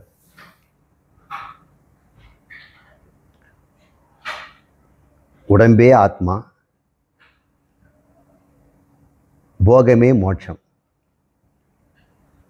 கண்டதே காட்சி, கொண்டதே கோலம், இப்படி ஒரு பழமொழி இருக்குது. இவங்க பேர் நாத்திகர்கள்னு பேர். நாத்திகர்களுக்கு கொடுக்குற பழமொழி. நாத்திகர்கள் எப்படிப்பட்டவன்னா, தேகமே ஆத்மா, போகமே மோட்சம், கண்டதே காட்சி, கொண்டதே கோலம். அவன் எப்படி வேணா இருந்துக்குவான், எந்த கோலம் வேணா எடுத்துக்குவான். கண்டது தான் காட்சி அவனுக்கு, மீதெல்லாம் நம்ப மாட்டான். கடவுளுக்கு கண்ணால் பார்க்க முடியாதுப்பா, கண்டால் தான் காட்சி, அதுதான் நான் ஒத்துக்குவேன். கண்டதே காட்சி. நான் பார்த்தேன்னா யாரும் இது வரைக்கும் கடவுள் பார்க்கலையே, எவனும் சொர்க்க நகத்தை பார்க்கலையே, பாவ புண்ணியத்தை எவன் பார்த்தான், தர்மம் எங்கே இருக்குது காட்டு அப்படின்றான். அப்போ எப்படி ஒன்றா வாழ்வான்ல. அதனால் கண்டதே காட்சி, கொண்டதே கோலம். ஏன்னா அவனுக்கு நோக்கம் என்ன? தேகந்தாண்ட ஆத்மா, தேகம் இருக்கிற வரைக்கும் நான் இருப்பேன், இது எரிஞ்சு போச்சுன்னா நான் இருக்க மாட்டேன், இந்த சொர்க்கத்துக்கு போவேன், அடுத்து பிறப்பேன், அதெல்லாம் சும்மா போய். கண்டால் தானே, கண்டது தான் காட்சி. அப்படிப்பட்டவன் நாத்திகன்னு சொல்கிறாங்க, நம்பிக்கை இல்லாதவன். இந்த தேகத்தையே ஆத்மான்னு சொல்லிட்டு அதில் கிடைக்கிற போகமே மோட்சங்கிறான். மோட்சமாவது ஒன்றாவது, இங்கேயே மோட்சண்டா, உடம்பை பார்த்துக்க அப்படின்னு சொல்கிறார். அப்படிப்பட்டவங்க அவியினுமென் வாழினுமென் அப்படின்னு சொல்லி திருவள்ளுவர் கல்வியும் கேள்வியும் மிக அழகாக நமக்கு சொல்லியிருக்கிறார். ரெண்டுமே பக்கம் பக்கமாக இருக்கிறதுனால நம்ம சேர்த்து இன்றைக்கி ஒரு நாள் பார்த்துட்டோம். ஓம் பூர்ணமத பூர்ணமிதம் பூர்ணாத் பூர்ணமுதச்யதே பூர்ணஸ்ய பூர்ணம் ஆதாய பூர்ணம் ஏவாவசிஷ்யதே. ஓம் சாந்தி. ஹரி ஓம்.